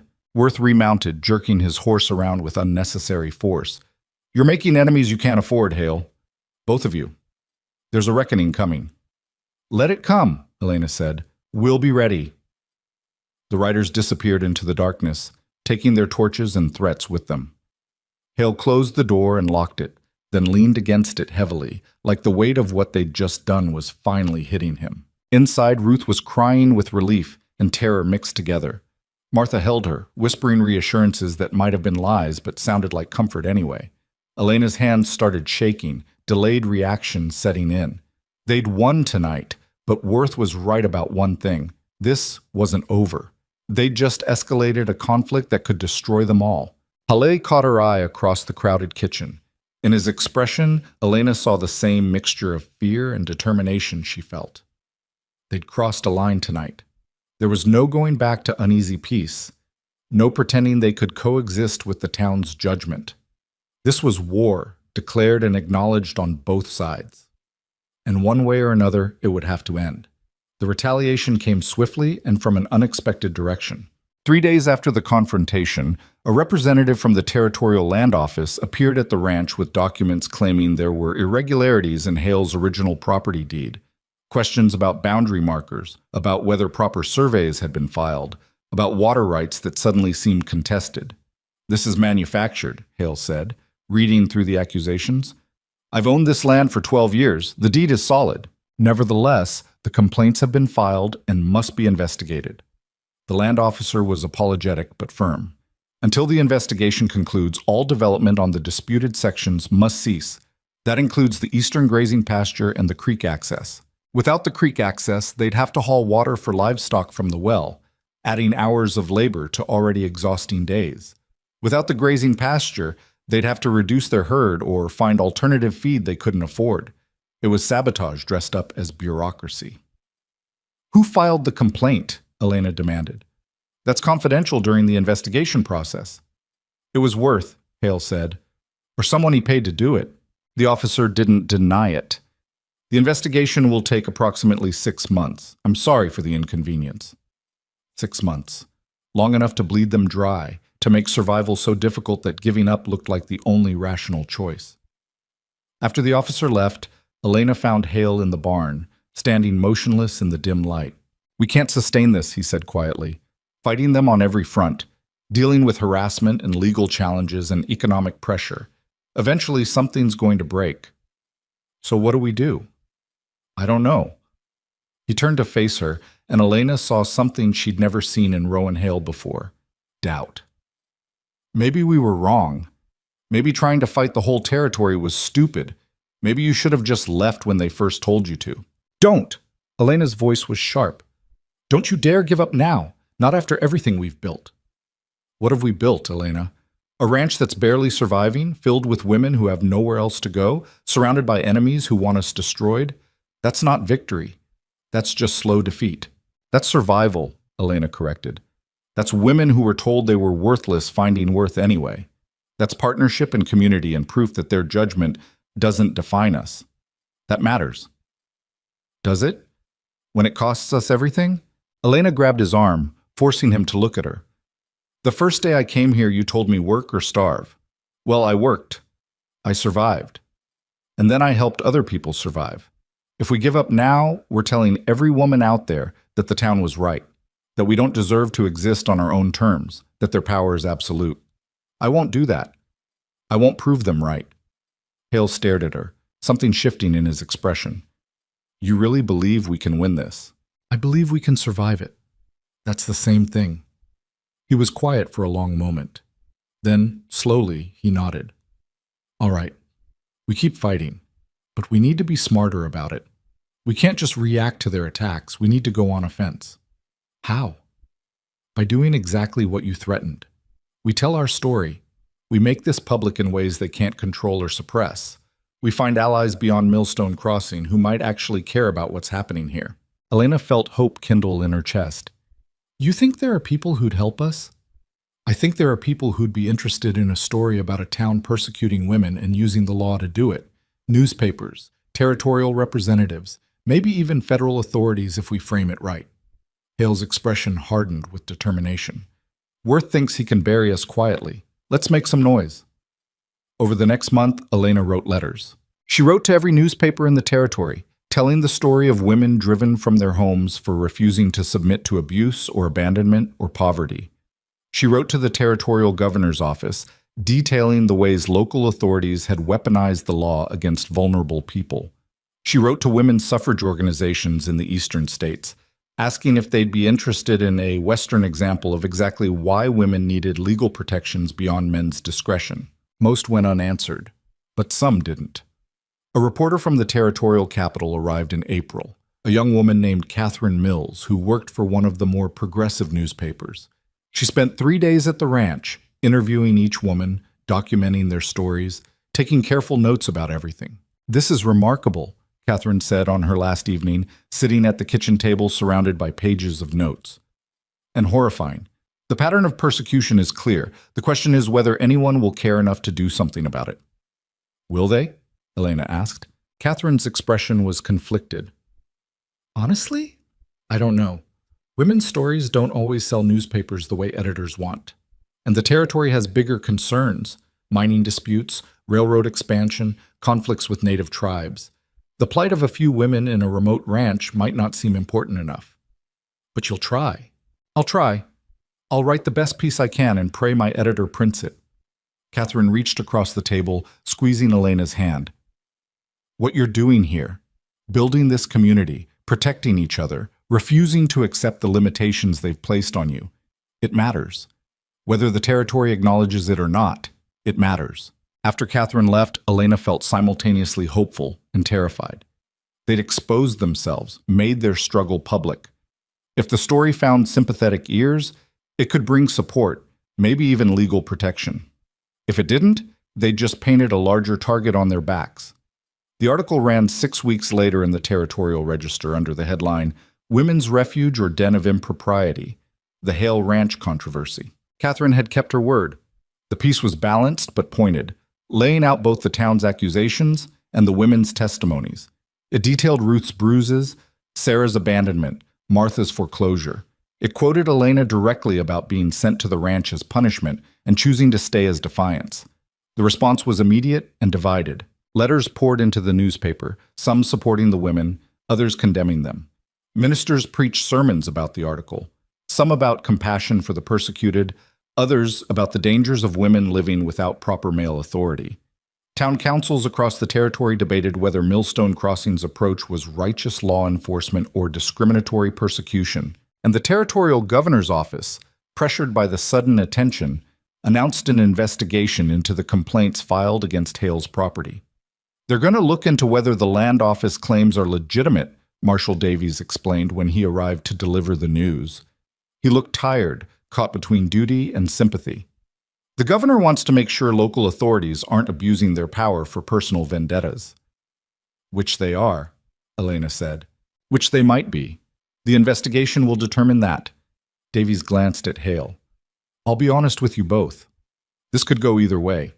If they find the complaints legitimate, you'll lose access to disputed land. If they find misconduct, the complaints get dismissed and the people who filed them face consequences." "How long?" Hale asked. 3 months, maybe 4. The governor wants it handled before the fall elections. Davies shifted uncomfortably. "Worth and the others aren't happy about this. The newspaper piece made them look bad. Expect them to push back hard." He wasn't wrong. 2 weeks after the governor's announcement, someone burned down the bunkhouse. It happened at night, while everyone was asleep in the main house. Ruth's daughter, Anna, woke first, crying that she smelled smoke. By the time they all stumbled outside, the bunkhouse was fully engulfed, flames reaching toward the sky like angry prayers. There was nothing they could do but watch it burn. The women stood in their nightclothes in the cold spring air, watching months of work and their only separate shelter reduced to ash. Sarah was crying. Martha's face was stone. Ruth held Anna close, whispering reassurances neither of them believed. Hale circled the property with his rifle, looking for whoever had done this, but the arsonists were long gone. All they'd left behind was destruction and a message written in fire. "You're not safe here." When the sun rose on the smoking ruins, Elena felt something break inside her. Not her resolve, that remained intact, stubborn and immovable, but her belief that they could survive this through sheer determination alone. "They're escalating," she said to Hale as they stood looking at the wreckage. "Harassment, legal pressure, now actual violence. What's next? Burning the main house with us inside? Maybe?" Hale's voice was hollow. "I can rebuild the bunkhouse, but it'll take time and money we don't have. And you're right, next time they might not stop at property. So what do? We make a choice. Keep fighting and risk everything, including lives, or accept that we've lost and find somewhere else to start over." Elena looked at the women gathered in the yard, at the ranch they'd built together through blood and stubbornness, at everything they'd refused to surrender. "I'm not leaving," she said. "Elena, I'm not leaving. They want us to run, to prove we were never strong enough to stay. I won't give them that satisfaction." She turned to face him. "But I can't ask the others to risk their lives for my pride. That's their choice to make." Hale called everyone together that afternoon. They gathered in the kitchen, cramped, exhausted, frightened, and he laid it out plainly. "Last night was an escalation. They're willing to use violence now. That means anyone who stays here is in danger. Real danger. I can't protect you all from everything, and I won't lie and say I can." He paused, his expression grim. "So you each need to decide. Stay and keep fighting, or leave and find safety somewhere else. No judgment either way." The women looked at each other, silent conversations passing in glances and slight movements. Martha spoke first. "Where would we go? Back to the brother who wants to control my life? Back to foreclosure and poverty? We left those places because staying was worse than the risk of coming here. That hasn't changed." "My husband will kill me if I go back," Ruth said quietly. "He told me as much. At least here I have a chance." Sarah, the youngest, wrapped her arms around her pregnant belly. "The town already decided I'm worthless. If I leave here, I've got no prospects except charity, or worse. I'd rather fight." One by one, they declared their intention to stay. Not because they weren't afraid, fear was written on every face, but because survival sometimes meant choosing the least terrible option and making it work. Elena felt tears prick her eyes. These women, who'd been told they were weak and worthless, were choosing strength on their own terms. "Then we stay," Hale said. "All of us. And we make them regret pushing us this far." The governor's investigation concluded in early July with findings that shocked Millstone Crossing to its core. The complaints against Hale's property were found to be baseless and filed in bad faith. The original deed was legitimate. The boundary markers were correct. The water rights were uncontested. Moreover, the investigation had uncovered evidence of collusion between local officials and private citizens to harass the Hale Ranch through legal channels. Specifically, documents showing that Samuel Worth had paid the land office representative to file fraudulent complaints.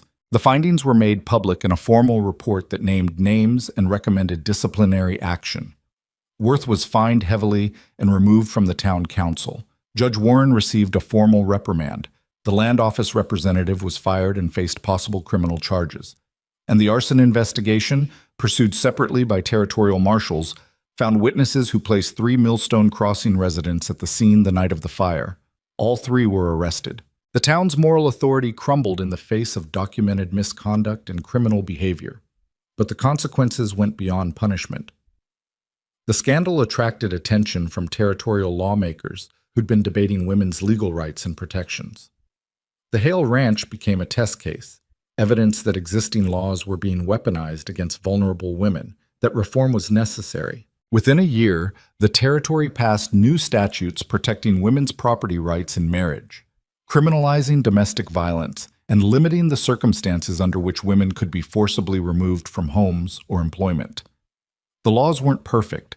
They wouldn't solve everything, but they were a start. And they existed, in part, because Elena Mercer had refused to break when everyone expected her to.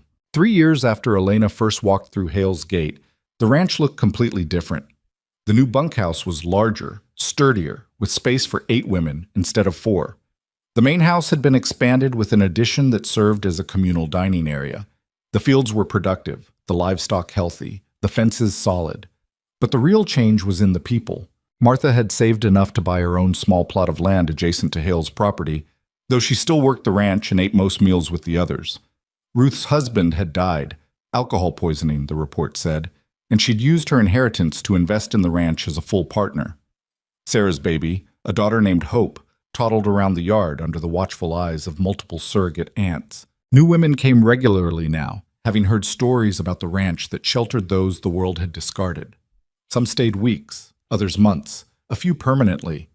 The place had become exactly what the town had feared, a refuge for women who refused to accept the limitations placed on them. Elena stood on the porch on a warm August evening, watching the sun paint the hills gold, and felt something she'd never expected to feel: peace. Not the absence of struggle. There were still hard days, still neighbors who disapproved, still legal battles over small things, but peace in knowing she'd found her place, her purpose, her people. Hale joined her, 2 cups of coffee in hand. It had become their ritual, these quiet evenings watching the day end. "Territorial elections are next month," he said. Catherine Mills wrote that some candidates are campaigning on expanding the women's protection laws, using our story as an example. That's good. It is. Though it feels strange being turned into a political symbol, Elena smiled. better than being a cautionary tale. Fair point. Hale was quiet for a moment, then said, I've been thinking about something. What? This marriage of ours started as a legal strategy, a way to survive. But it's been 3 years now, and we've never talked about what it actually is. Elena's heart skipped. They'd lived as partners, as friends, as co-conspirators in defiance. But they'd maintained separate rooms, separate lives in many ways, honoring the boundaries they'd set at the beginning. What do you want it to be? She asked carefully. Hale looked at her, and in his eyes, Elena saw something that had been building for years but never acknowledged. I want it to be real, not just legal, but actual. I want you as my wife in truth, not just on paper, but only if that's what you want too. Elena's breath caught.